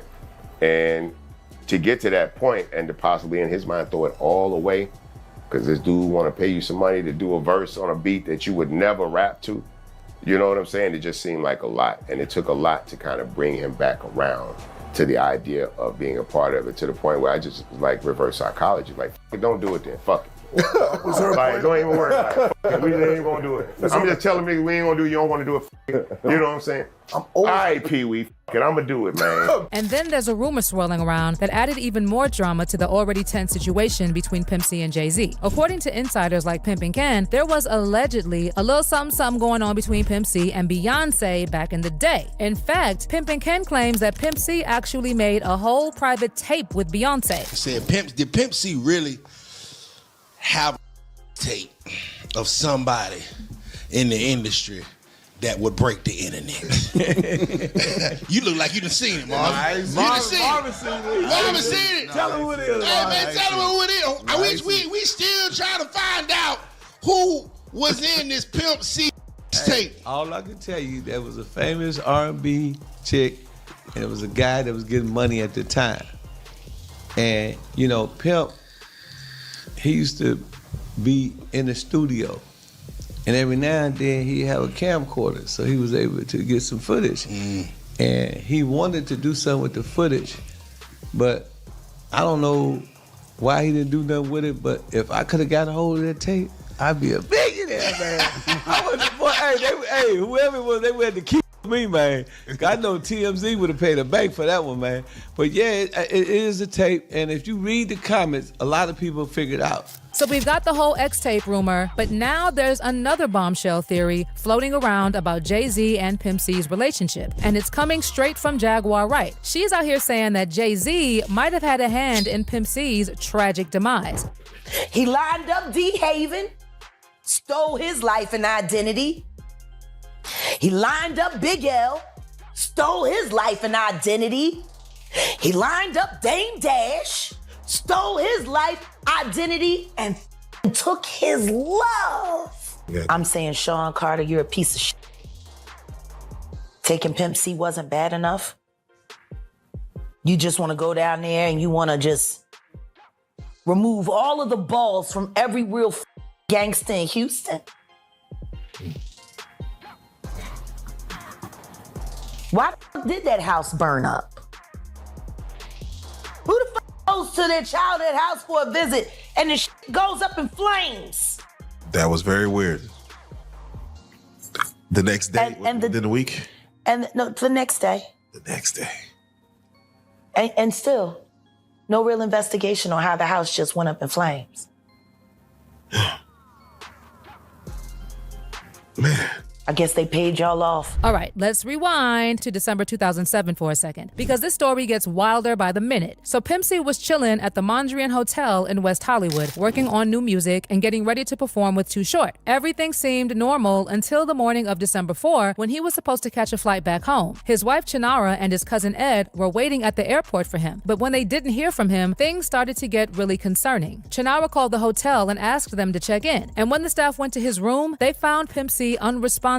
Tragically, he was pronounced dead shortly after. He was just 33 years old. The coroner's report labeled his death accidental, saying it was due to the effect of his heavy lean use mixed with pre-existing sleep apnea. But here's where things take a turn into sketchy territory. According to DJ Paul from 3 6 Mafia, he received a call from Pimp C's manager, Rick Martin, who claimed he actually saw Pimp's body in the hotel room. And get this, Rick said the room looked like it had been shot up. He was laying down like he was praying, but there was blood around like he was shot. Martin reportedly said they thought he was shot in the head, but they didn't know what the hell happened because there was blood everywhere. They thought he was shot He was knelt down like he was praying, and the candles were all the way burnt down. So they knew he'd probably been dead for a day or so because he always lit those candles to sleep. He lit those big, tall candles, and they had been burnt down. So he probably was dead for a while. Child, it seems like every day, more deaths in the music industry are starting to look really suspicious. From Aaliyah to Pimp C, and then don't even get me started on Diddy's ex Kim Porter and Jay's rumored mistress, Kathy White. There's just too much smoke for there not to be some fire, right? The deeper you dig into the industry, the darker it gets. But what's your take on Dame Dash and Pimp C spilling all the tea on Jay-Z and Diddy? Did these two know way more than they were letting on? Do you think Jay and Diddy were playing a bigger role in the mess behind the scenes? Drop your comments below and stick around for this next video.